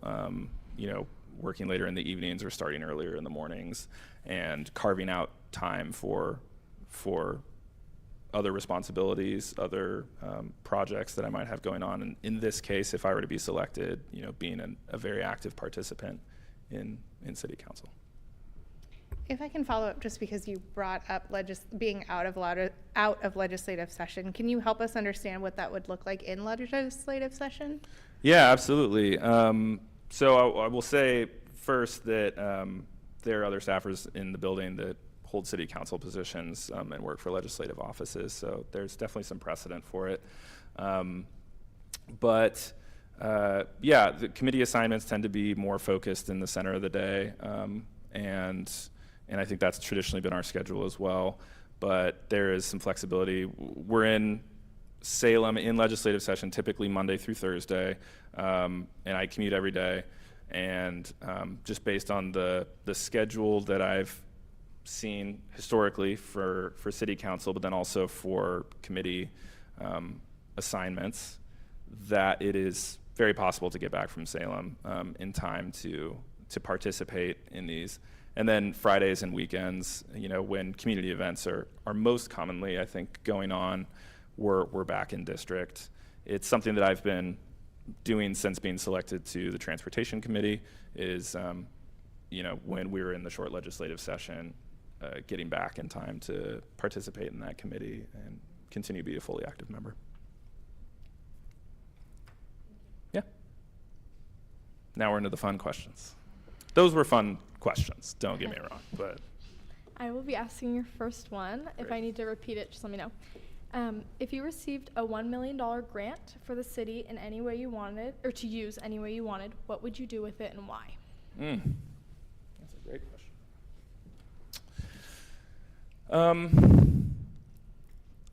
I think that if I were to receive $1 million grant with complete flexibility on where we wanted to spend it, I think that I would take the opportunity to look at e-micromobility.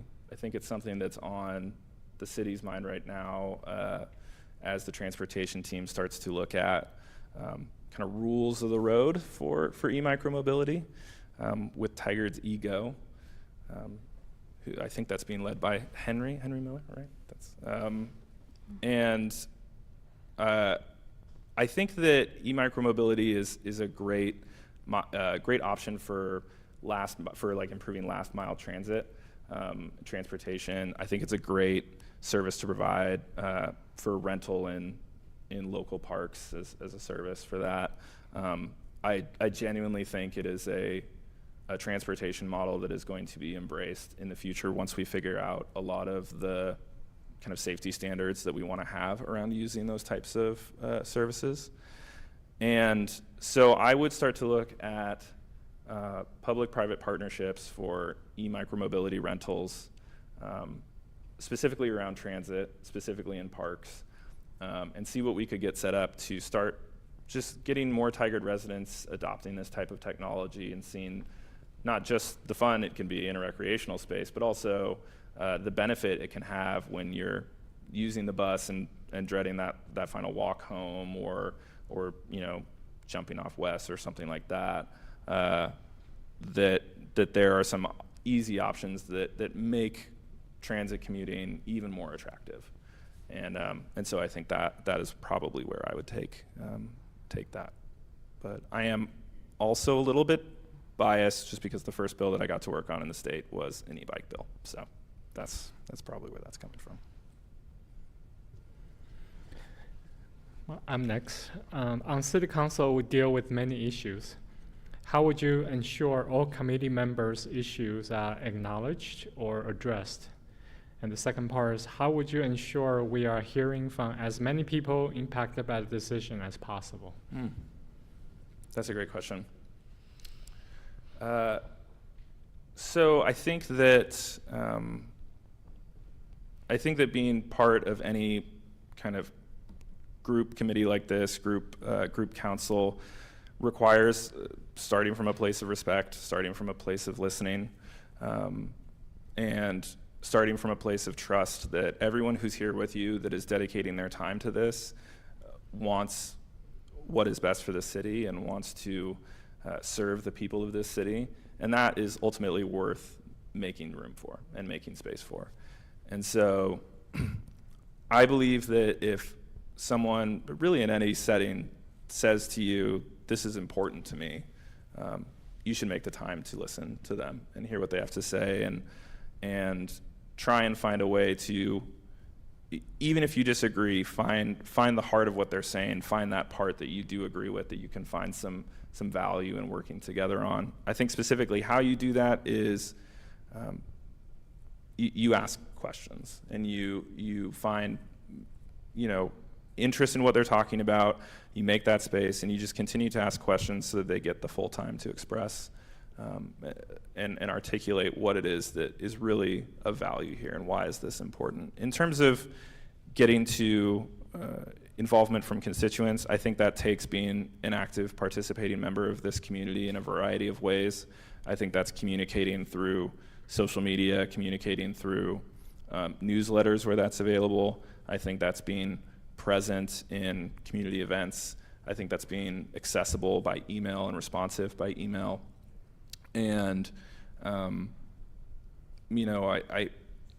it is tough to be in a position where you're constantly getting feedback from people, especially because people who write in tend to be writing in because they're frustrated by something or they disagree with something.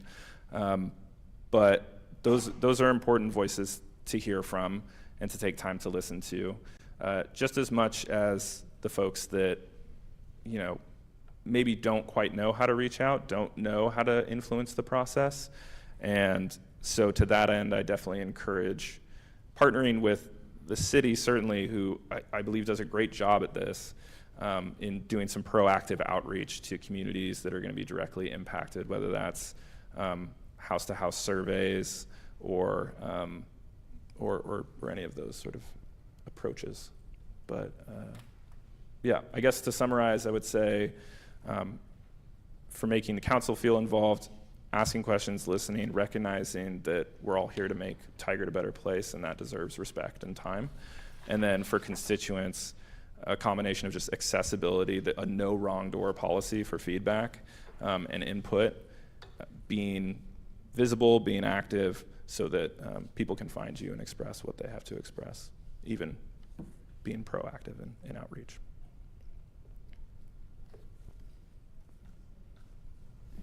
Okay, this is about houselessness. What do you know about Tigard's work on reducing houselessness?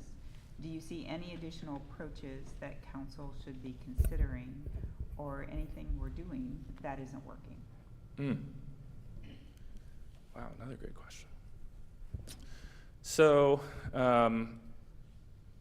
it is, I kind of had the benefit of, over this last week since I got picked for this, getting to meet with a couple organizational leaders that I just kind of reached out to just pick their brains on things and just listen and learn from them. City Manager Reimer, Chief McDonald over there, and then our municipal court judge as well, and just talk to them. And in all those situations, really, we talked a little bit about houselessness and how it is kind of a tricky situation where it's not really locally Tigard's issue. This is a state issue, and I mean, to an extent, this is a national issue. And so I believe that, what we look to Tigard for is embracing a lot of what, there's a lot of funding coming at you from the state. There's a lot of mandates and directives coming at you from the state on goals for building housing. And I think what I've seen is Tigard really lean into that. We have a lot of affordable housing units going up, which is beneficial. I think I really like seeing the the hotel purchases recently that are allowing for different types of shelters and emergency shelters as well, ranging on this spectrum from kind of exclusive, high barrier to low barrier, and I think providing a range. And much like the housing crisis generally, I don't think there's a single solution that's going to solve our houselessness problem. I think it's going to take a combination of all these solutions until our housing supply catches back up, which, I mean, that's going to take a long time.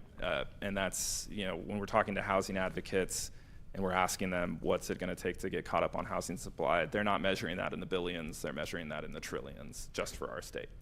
And so it's going to take a lot of short, medium, and long-term solutions, and I'm very happy to see Tigard embracing that.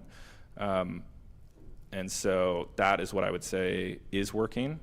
I think something that I would like to see more of, and I think this ties to county work as well, is I think the recent ice storm that we went through earlier this year revealed a lot of gaps in emergency shelters and availability of emergency shelters across the state. I don't think that was local to Washington County or the city of Tigard or Multnomah County.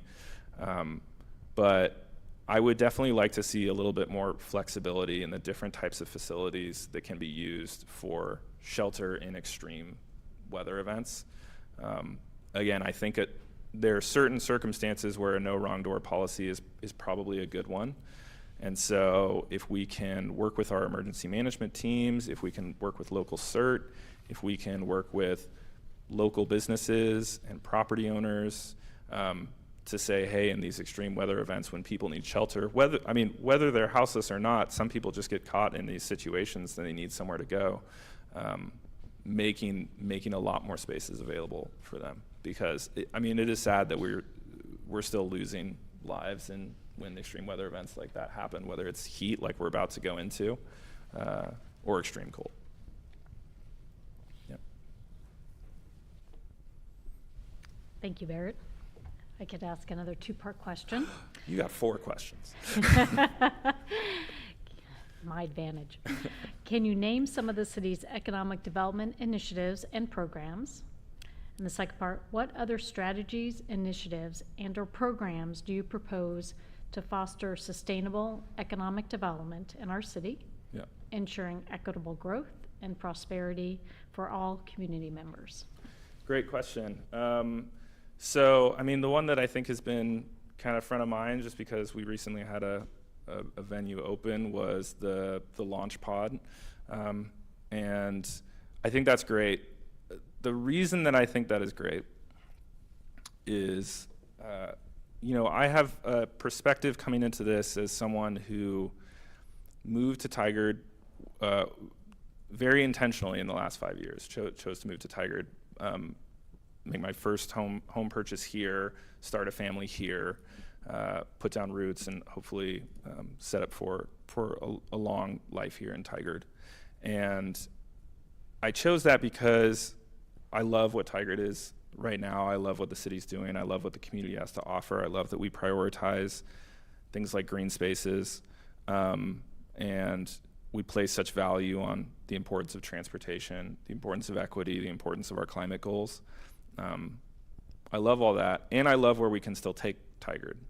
And I think that with this boom in housing production that we're seeing, I hope, again, this is just coming from my perspective here, that we're trying to nurture that community of people who are kind of coming and trying to make their first-time home purchase, or trying to rent to make their first-time home purchase, trying to move here to start a family because they love what Tigard is doing, and they love what they see with Tigard. And so, so from that lens, I think one of the things that people in that position really love are like food and beverage gardens, new business opportunities, new entertainment opportunities, and I think the Launch Pod is a great pipeline for that. And getting to try out new options for food carts that can eventually have some grant funding opportunity to make that way more accessible for people who might not otherwise be able to afford commercial property space and get them set up here in downtown. I think that's a wonderful pipeline. And I think it's going to lead to a lot of the types of businesses popping up that that people like me, families like me from across demographic backgrounds are going to love and want to move here for, because they see growth like this and they see the city nurturing businesses like this. So I think there's a lot of good that is coming from that. One of the people I had the chance to meet with also was Megan from the Chamber of Commerce. And we talked a little bit about this, and one of the things we talked about was we do such a great job of championing new businesses and trying to lead with economic growth. And I think there's a flip side to that, which is the quality of jobs here in Tigard when you're opening new businesses. And I think there's a real opportunity for Tigard not only to say this is a great place for new businesses, but this is a great place for jobs and high quality jobs. I think there's a tremendous opportunity for the city to start looking at certification, like employer certifications for high road jobs, and then pairing all these new businesses that are popping up with, not only do we have exciting new businesses, but these are employers that are providing great jobs in our region. There's a lot of reason to move here. Not just if you're a business owner, but also if you're someone looking for work, or if you're someone looking to really participate in this community. So I think that's where I would like to take more of the economic development opportunity. I think on the business side, we're doing a lot really well. It's great to see how active the Chamber of Commerce certainly is. And I'm excited to see the other side of that coin as well.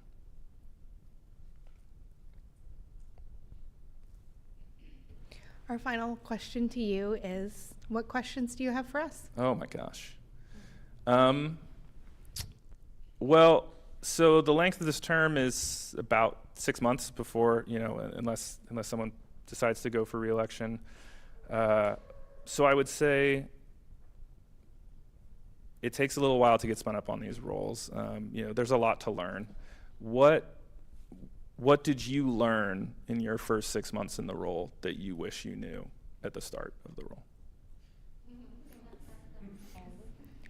I honestly don't think there is a measurement to that. I think it's truly drinking from the fire hose, and I think with your legislative work, you probably or perhaps understand that when you come in, you're coming in as a blip on a long plane of things going on in many different stages, and it just takes time to get caught up and to learn. So I will say what I did is I asked a lot of questions of, I don't know that, tell me about that, help me understand, give me the background. Why do we do this way? I still do that now, but I asked a lot more of those questions at the start, so I could get caught up as quickly as possible. Great, thank you. Anyone else, feel free to jump in. So Mayor, all I would add, that's exactly, you said that and it's just like this blur, just kind of like hit me. I don't know. But there's chunks. I remember coming off the campaign, going into the planning session, and talking about what are the goals of this new council, and then going into the budget. So as Heidi said, staff is amazing. They accommodate, take time, sit with you, and there's so many experts that really help. So that, and I continue to do that all the time, and I learn every day, right? So humility of, I know this, I love what the mayor did about the continuum, so maybe I'm there now. And the budget book is amazing, right? It tells our story. Yeah. And so I think, digging deep into that, because, money is where your values are too, right? And so anyway, I think that's all. Just know you have a ton to learn, and like the mayor said, you have a real strong sense just because of your legislative background and the initiatives at the state where Tigard has been a leader in many of those opportunities and certainly pushing for a lot of the same agenda. Absolutely. I would definitely agree with what my colleagues have said, having been elected during COVID, where we didn't have in-person council meetings, we didn't have in-person meetings, pivoting to, as both Mayor and Councilor Wolf had mentioned, a lot of questions. So it was a lot of Zoom time, a lot of calling on cell phones, which we don't do as often anymore. So definitely I'd say a lot of questions, but finding other opportunities to get those questions. So if you can't meet with someone, Zoom is a perfect option. One option I did not have was actually taking tours, whether it's a ride along or visiting a reservoir or clean water services. So I'd say as much as possible if you could take advantage of that, because that helps give you that visual component to the budget book or staff that provides excellent backgrounds on topics, as well as an introductory book, which is very helpful. Who's who, here are the services the city provides, and that's also helpful from a grounding perspective. And I know because it was during COVID, that really helped set the stage for me.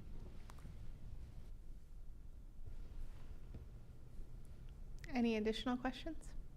No, I think that that really helps and provides a lot of context for. There's something that I really enjoy about finding myself in a room where everybody knows a lot more than me, because it's just very exciting. The potential to get to learn a lot more. So I appreciate you sharing that with me. I think, yeah, just the last thing I'll say is, well, I'll say two things, and both are probably going to absolutely tank my chances here. So just bear that in mind. I hope you take it in the spirit that they're intended.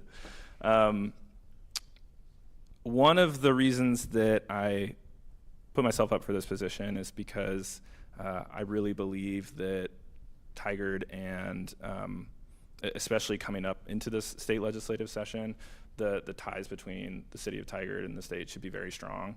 And I want to help nurture that relationship.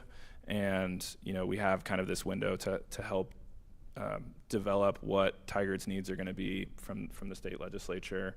And I want to help refine that and be a collaborative partner in that, and be another person in the building who is championing the needs of Tigard.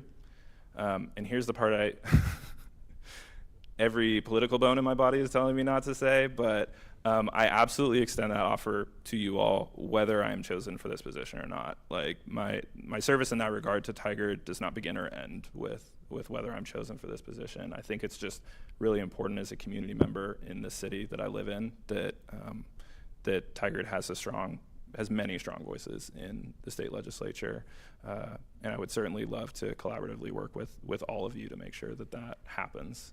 The second thing is that just hanging out there in the lobby with some of the other candidates, and certainly looking through the initial applications when they were first released, I think Tigard is very blessed to have a tremendous amount of very talented volunteers, all of whom would provide a tremendous, unique perspective, who will do well if they're picked.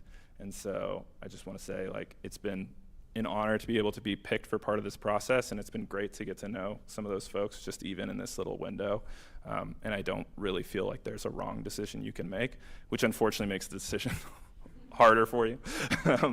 But yeah, I just want to say thank you for this process and everything. So, thank you. Thank you.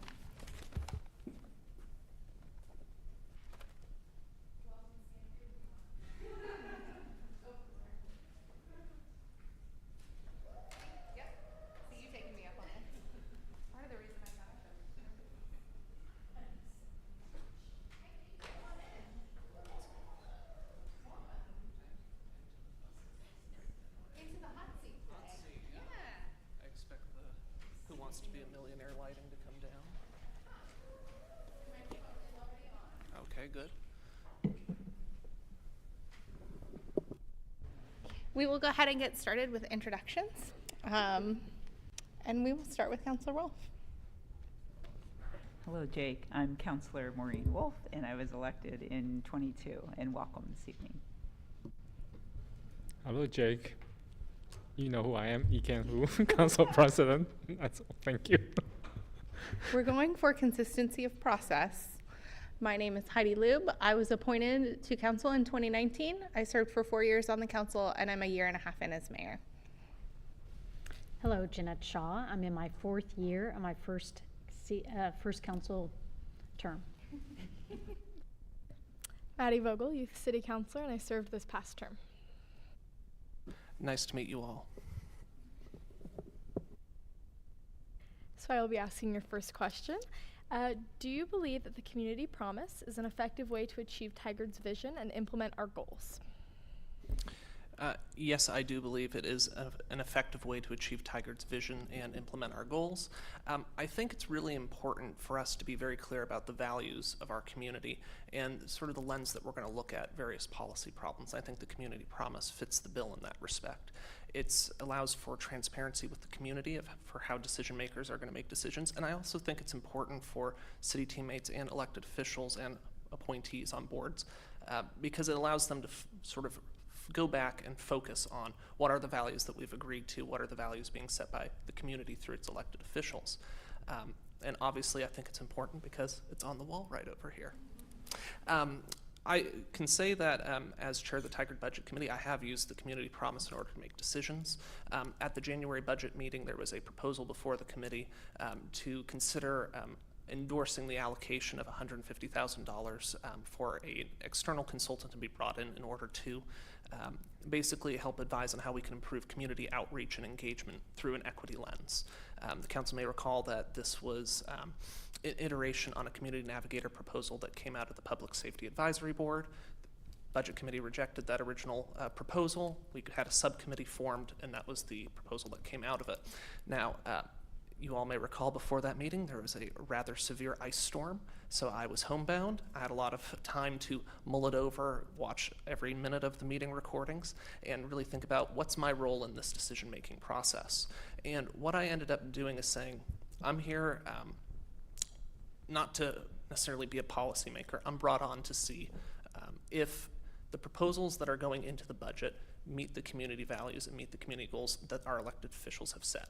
So I turned to the community promise, and as I said at that meeting, I thought it met our economy goal because I thought it was how should I put it, a better solution than bringing in a full-time employee in this particular case, and obviously it related to our equity and engagement goals. So for those reasons, I was a yes vote on that proposal, which did end up getting passed.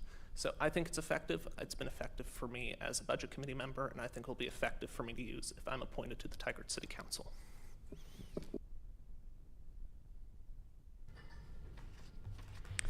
Next. Describe how you approach advocating for a policy, position, or program that you feel strongly about to your potential future council colleagues.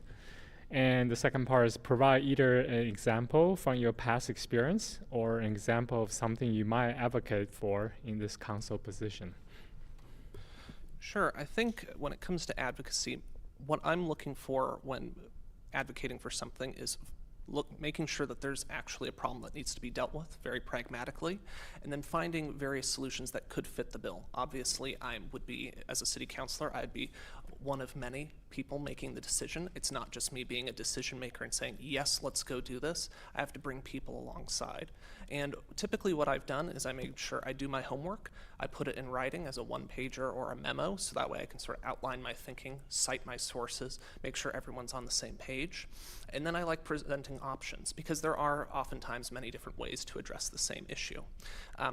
As I mentioned in my application, I've done independent contracting work for the Tigard Water District, and one of the policy issues that I helped advise with there was related to their budget process.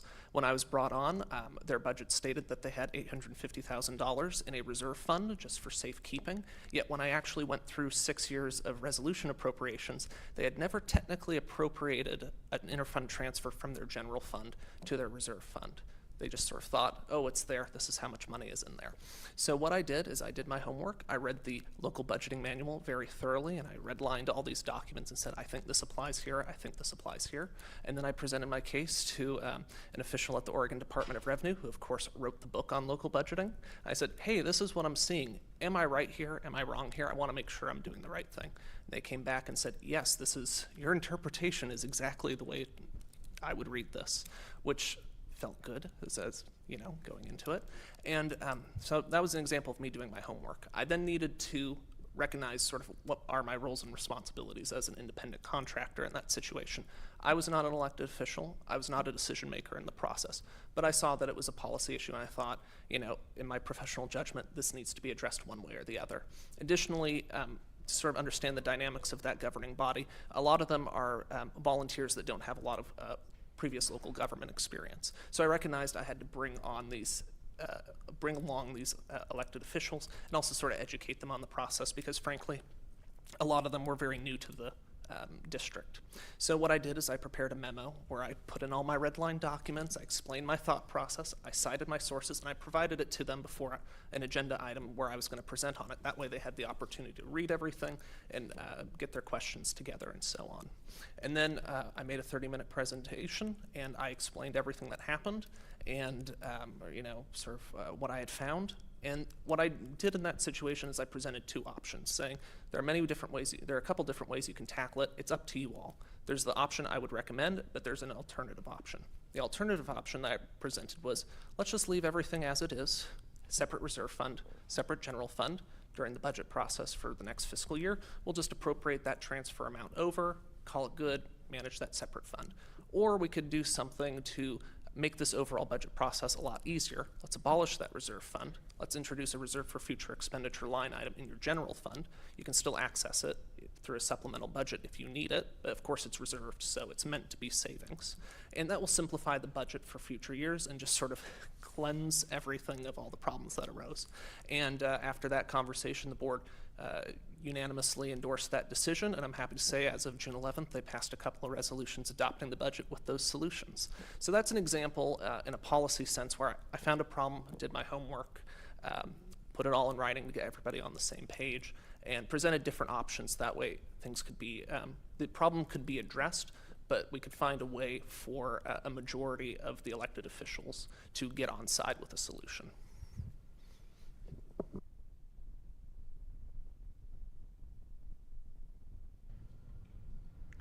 Okay, I'm next. What is your opinion on higher density housing being built in Tigard, and how is your opinion impacted by HB 2001?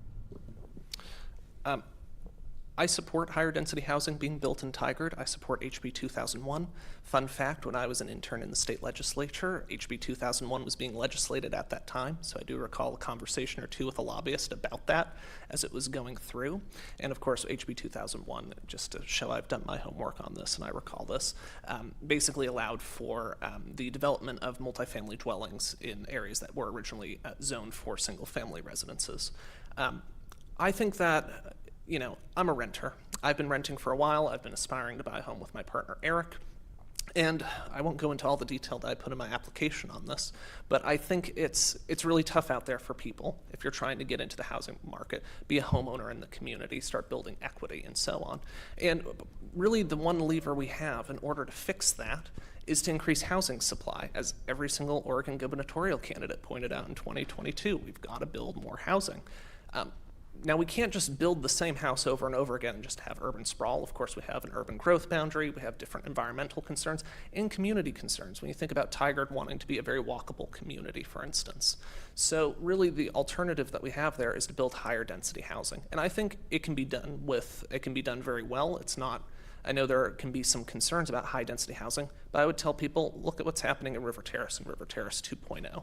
It's sort of on the boundary, of course, with Tigard and Beaverton, but when you look at it, it's a great mix of townhomes, apartments, commercial property, single-family homes of varying sizes, all walkable with parks, nearby schools, of course, in the Beaverton School District, and so on. I think that's a really great example of how high-density housing can be done well, and I think that's what we should be promoting and advocating when it comes to high-density housing. So I'm in support of it in sort of on principle. Thank you. And I have a two-part question. First question, can you provide a specific example that illustrates your commitment to accountability in tracking and evaluating the effectiveness of decisions or policies you've contributed to?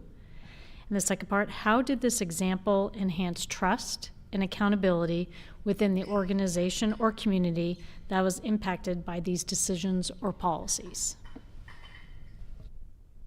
I have to say, when I read that was one of the questions, I chuckled a little bit to myself because I thought, gosh, it's almost like I do that every single day at work.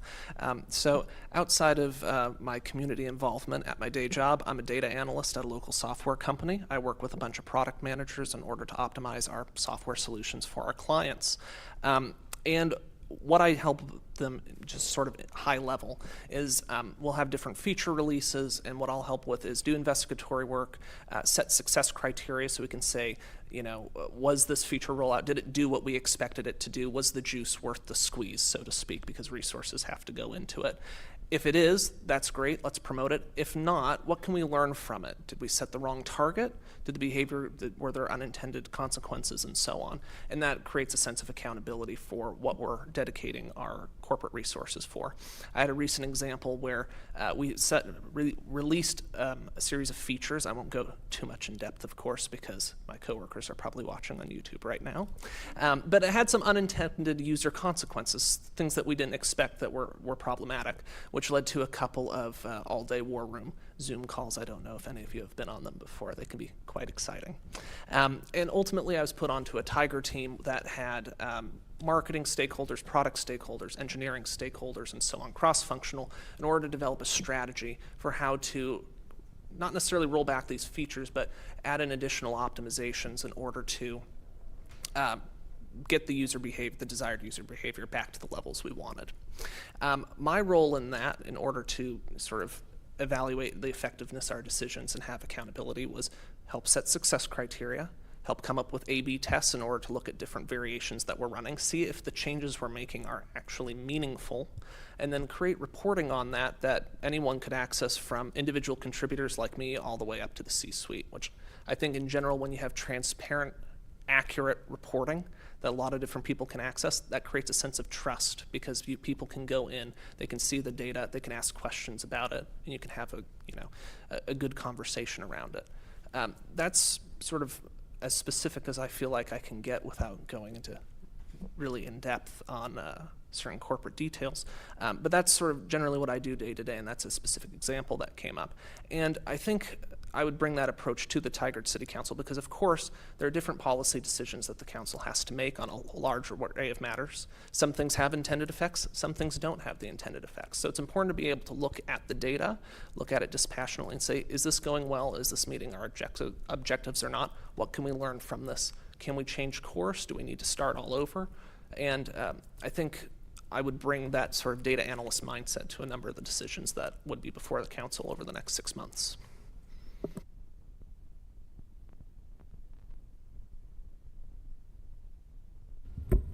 Thank you. The Tigard City Council meets every Tuesday evening for council meetings starting at 6:30 p.m. and they last anywhere from 1 to 3 hours. Each member is also responsible for liaison assignments to our boards and committees, which the frequency and length of the meetings depend on the assignment. Some of them are monthly, some of them are quarterly, or other. There are also community events that you might be asked to attend. Are you able to commit to attending and fully participating as a member of the council, and can you reflect on that for us? Yes, I am able to commit to attending and fully participating as a member of the council. In my application, there is a portion of it where I talked about the hard work of public service. I'm coming into this with not sort of thinking, oh, this could be fun, sort of on a whim. I recognize this is going to be a lot of hard work. There's going to be a steep learning curve, and I'm here for it. I really want to serve my community and make a difference, and I recognize there's going to be a lot of effort, a lot of late nights in order to get up to speed on the variety of issues that are before the council. And if I may say, because I'm the type of person that likes to think ahead, there are a couple of steps I've already taken in order to make sure that on day one I can fully participate. When I first learned of this opportunity, before I even made any effort to start writing an application or anything, the first thing I did is I spoke to my partner Eric about it, and I said, hey, I really want to do this. I know, I'm on the budget committee already, and that's relatively limited as far as my involvement, and it's very seasonal, if you will. This is going to be a much bigger commitment for our household, and I want you to understand that, this is going to take me away from certain things, and this will impact our schedule and so on. I am only going to do this if you're on board with me doing it, because I recognize the impact it's going to have for us. And Eric said, yes, go for it, and a couple of other things as well. So that's one step I've taken. Additionally, I recognize that as with many people, we all have a lot going on in our lives. I'm not going to be able to manage everything that I'm doing currently if I'm going to take on this additional responsibility. So one of the things I recognize that's probably going to have to go is some of my contracting work for the Tigard Water District. They meet on Tuesdays, every second Tuesday. You all meet on Tuesdays. That's a conflict if I ever saw one. So I proactively brought up at their June 11th meeting saying, hey, I don't know what's going to happen with this, but I'm applying for it. I just want you all to know so that way we can sort of figure out an offboarding plan so that way I don't leave you all in the lurch in the event I'm appointed to the Tigard City Council. They were all slightly disappointed to hear I may be going, but they were all very productive, and we had some productive conversations in order to figure out an offboarding plan should I be appointed. So I'm able and willing to commit. I'm ready to show up on day one, and I've been taking steps in order to make sure that when July 1st hits, I can be a Tigard City Councilor well and truly on day one. Okay, on to the unexpected ones, and I can repeat this if needed. If you received a $1 million grant to use for the city in any way that you wanted, what would you do with it and why? It's my Who Wants to Be a Millionaire reference coming right back at me, I see.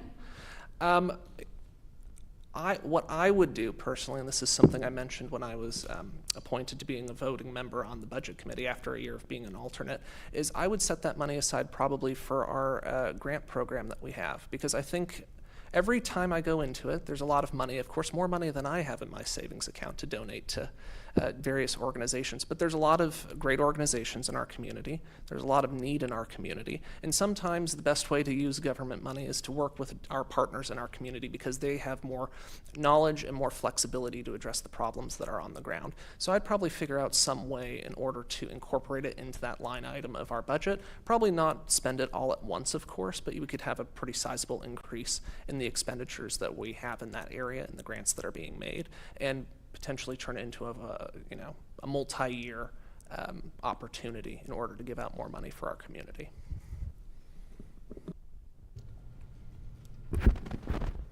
Next, on City Council, we deal with many issues. How would you ensure all community members' issues are acknowledged or addressed? And the second part is, how would you ensure we are hearing from as many people impacted by the decision as possible?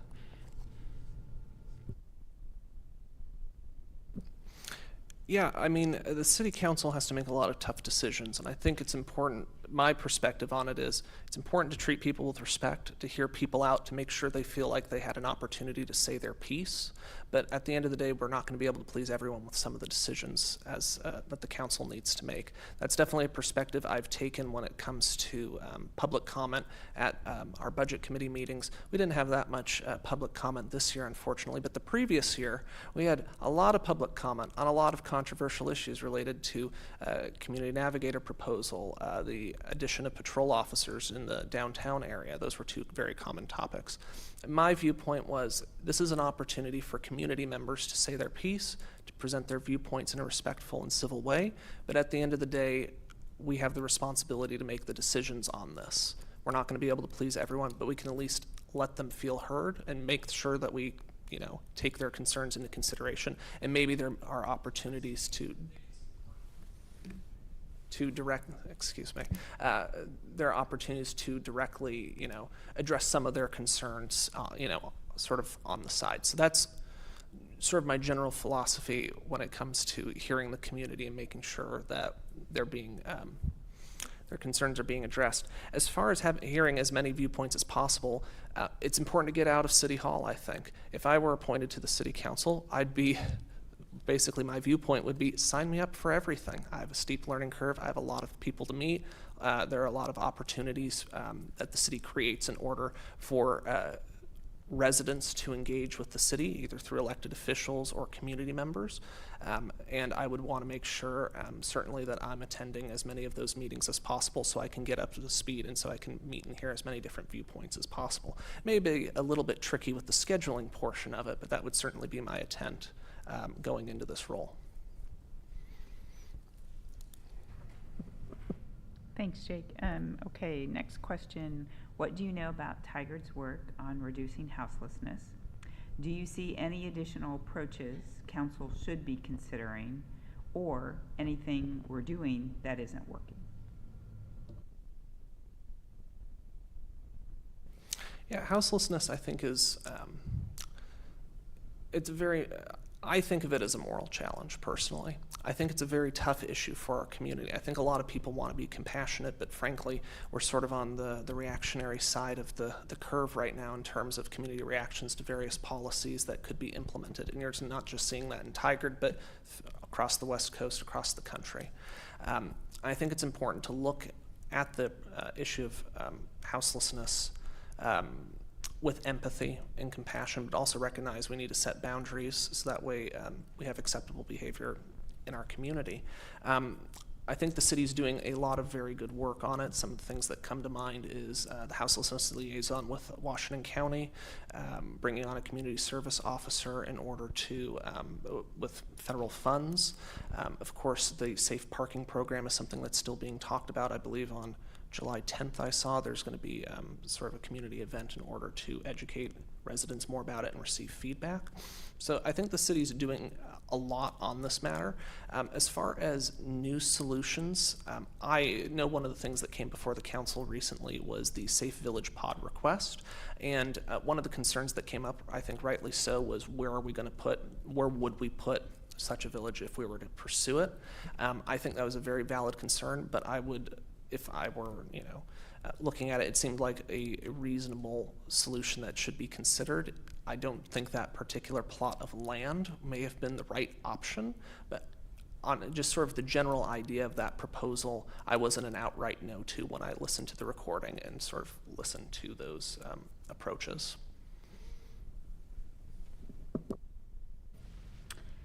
I am back with a two-part question. Can you name some of the city's economic development initiatives and programs? The second question, what other strategies, initiatives, or programs do you propose to foster sustainable economic development in our city, ensuring equitable growth and prosperity for all community members? I may have to ask you to repeat the second question part of that. When we get to that point, I'd be happy to answer the first part.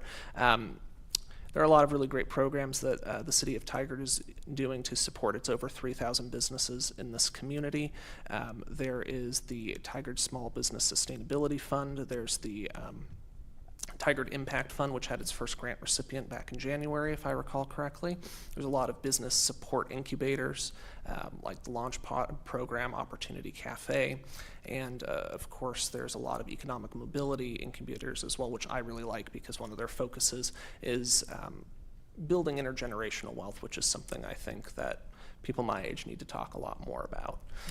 So there's a lot of really great programs I think that the city is doing. Also, of course, the tax increment financing, the TIF districts as well, which are really great because they allow for grants to businesses in those areas as well as additional investments on infrastructure, housing, and businesses there. That is my answer of things I know for part one. Would you be able to repeat part two, please? I certainly can.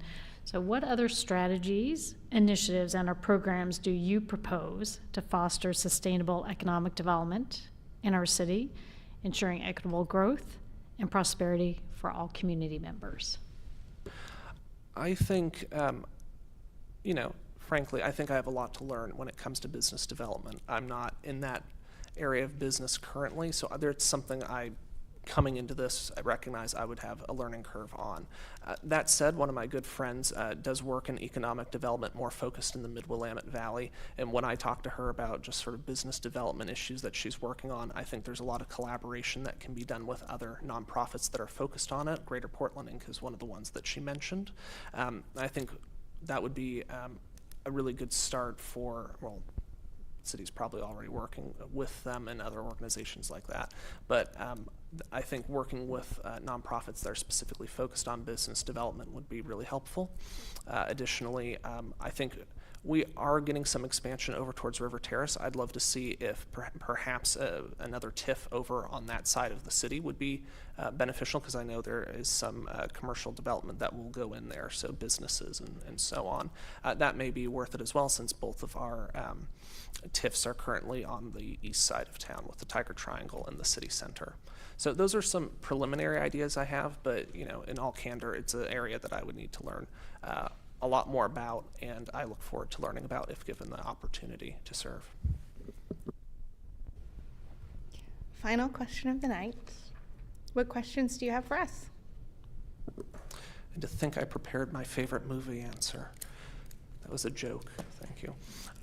What are some of the big items that are coming up in the next 6 months before the council, do you think? The reason I ask is just because I want to have a really good idea of what the big issues are that I would be having to get up to speed on first, so I could be more targeted with my studying on those matters, and that way I can be a full contributor. Yeah, no, I think that's a really great question. We're really diving into, I think, the safe lots discussion and standing up the first safe lot on Tigard City property. And so that kicks off here, as you said, our first community meeting on July 10th. I will also say with the purchase of the Wall Street property, the next large push is getting up to speed and focusing on perhaps a potential bond for a public works facility, a police facility, and including our emergency management offices, an emergency center. There's EOC, thank you, the Emergency Operations Center, as well as just general stuff going on. I think it's going to be just interesting in general, considering that it is a political season, and there's going to be lots of seats on the Tigard City Council. There's going to be lots of change afoot, and summer activities. What else am I missing? Yeah, Councilor Shaw. I think also preparing our city and the council for legislative session that's upcoming with the transportation package that may or may not be happening next year, but also not only at the city level, but also at the federal level. And I know the mayor and the council has done quite a bit of work on whether it's Hall Boulevard, orphan highways, which would be one in some respects one and the same. But there are a lot of important issues coming up, so I think also being prepared for those. Yeah, Councilor Will. I think to Councilor Shaw and certainly Mayor, to your descriptions, I think those are the top priorities. And and I think, as you said, you know, just shifting and preparing for a bigger council, what that will look like, how we navigate, how we restructure number of committees and participation. But I think what the houselessness and the excitement really around thinking about what that bond will look like and what the potential of our future capital investments will look like is exciting. So, any additional questions? What have you learned during your time in office that has surprised you the most? That you feel like you would like to share on a live stream right now? Zoom works.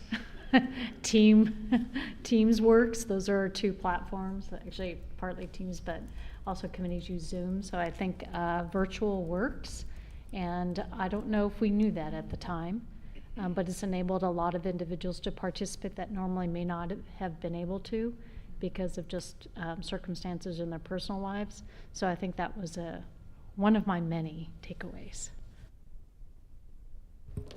I'll just say, I think I came into serving on Tigard City Council in a much different way, where I had zero community and city involvement, and I was appointed because of that perspective. And I didn't have a lot of expectations, but what I think really truly surprised me, and what has become one of my favorite aspects of living in Tigard, is the community that we have here. And the way that you ask questions and people are open and honest, and people rally around you if you ask for help, whether that's something going on in the community or a Tigard business or whatever it is. Somebody raises their hand and the most incredible people come out of the woodwork to support you. So I would just say, when you have questions, or if you have questions, raise your hand for help, because every aspect of the community will come out to help you.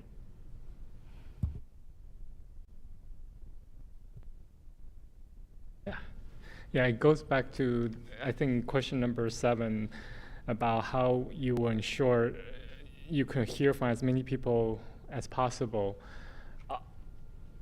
I met with community members, before I met with them, I thought were on completely opposite of political or ideal spectrum. But after we met, we came away, we may still disagree on a lot of stuff, but at least, they really appreciate that I took the time to meet with them. And I even later on hear from their friends that this person said I'm a nice person. I was like, I don't think I was being nice to him anyway. In fact, I disagree with him a lot, but he still think I'm a nice person. So I think being a elected official is, as you said, I appreciate your willingness if appointed to meet as many people as possible, because I think that's a very important aspect of our job, I guess, duties, just to listen, because we represent everybody, whether they agree with us or not. So that's something that I was very surprised about. So. Yeah, I think just going with that, I found that, because it seemed so hard to find common ground between people, but to me that was done much quicker when people feel listened to. Because the moment they feel like there's, a lack of that, I think that's where they start to put their guard up. But for me to be able to really connect with people my age, older than myself, it was to find common ground and to give each other respect so we can find common ground and move up from there. I think that was, and it goes for myself as well, feeling listened to, top priority. So Jake, for me, serving on the school board for 12 years, a lot of that governance and connection I'd had opportunities to work on. So I don't know, it might have surprised me a little bit, the opportunities to engage across Tigard. What I really appreciated earlier is that when you were thinking about running or applying, that you had that conversation with your partner and your spouse, and you thought about what might I have to clear from my agenda, because you're ready to jump in and have thought about that. And I think there are tremendous opportunities, whether that's serving on committees, adding on different opportunities, plus the regular Tuesdays. But people engage. Obviously, there's those that are frustrated, but as what's been mentioned, with a lot of joy, staff is, I keep saying it, but it's amazing to give their time, and I believe they want you to do well and be thoughtful and be educated. And I just really have been overwhelmed, sometimes in a good times and sometimes in a lot. Just the opportunities to really get to know the soul of Tigard, and I've lived here for 26 years. So, thanks. Well, thank you all very much for your answers to my questions. I appreciate the opportunity to interview for this role. Thank you. The Tigard City Council will recess until 9:15.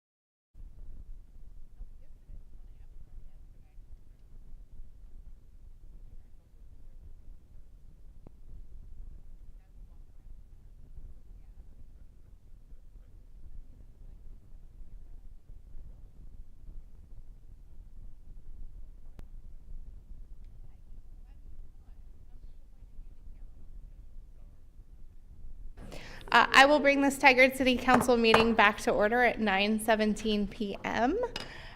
First off, I just want to say thank you so much. Tigard has just an embarrassment of riches of individuals who want to serve.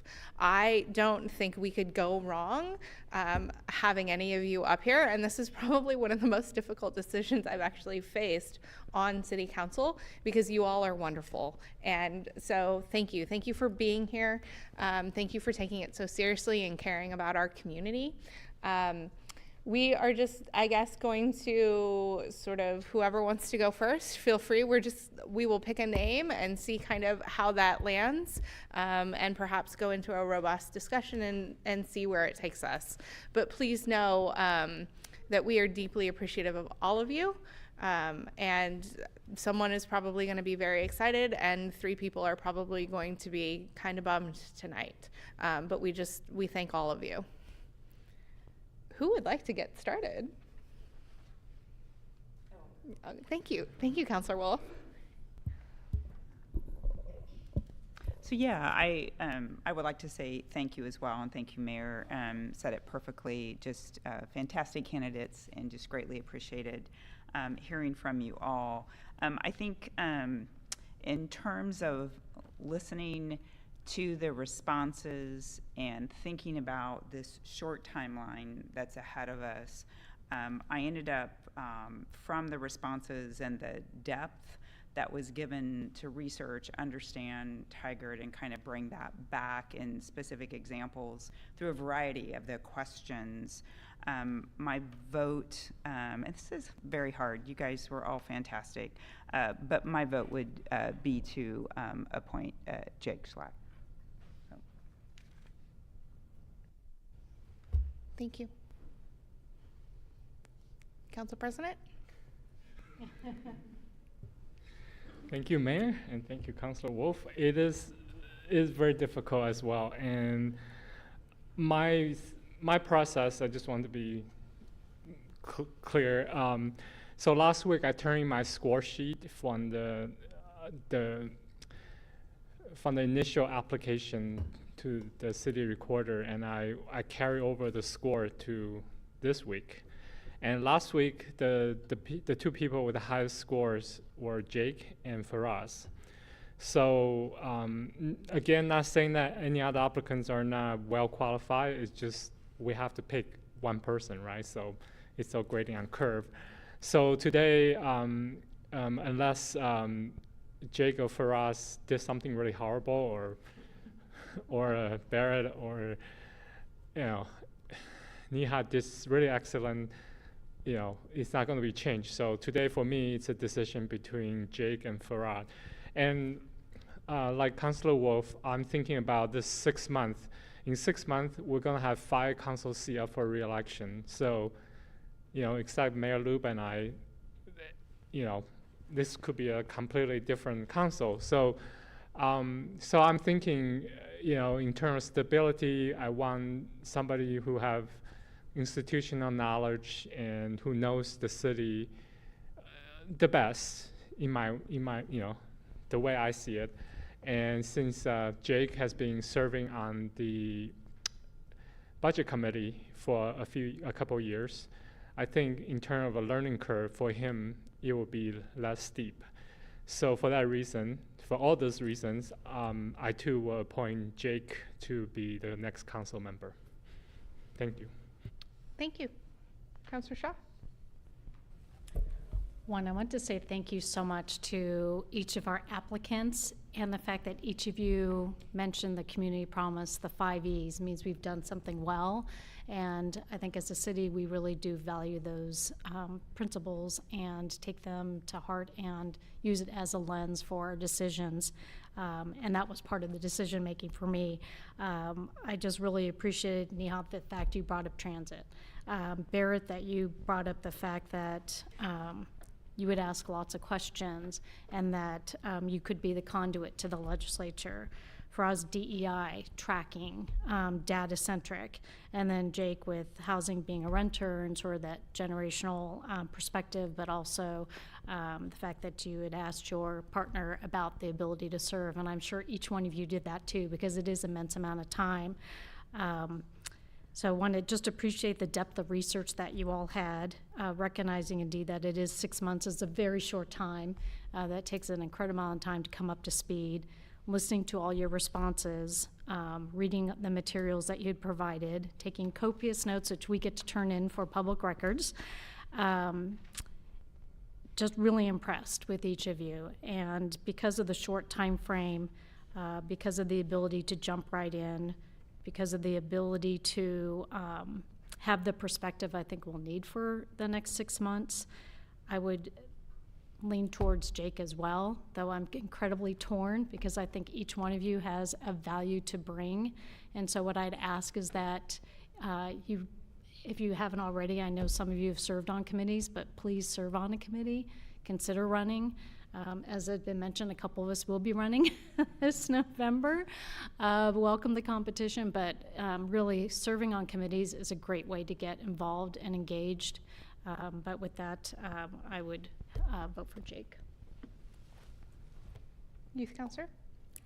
Yeah, this is so difficult. I have every single one, every application with questions. Each box is just filled completely with extra little arrows just pointing out things that was done well, because it was so, everything was so well done. I was thinking about this last night, just like really going into it and going into depth about each application, the pros and the cons, and it's so hard. Like, my heart's beating really fast. I'm a people pleaser. I want everybody to be happy. So this is definitely, you know, a big step. And it's, on the other hand, you know, going off of what Councilor Shaw said, there are so many great ways to get involved. And I know that I have so much benefit from TIAC. And so a board and committee is really something that, you know, is a great opportunity as well.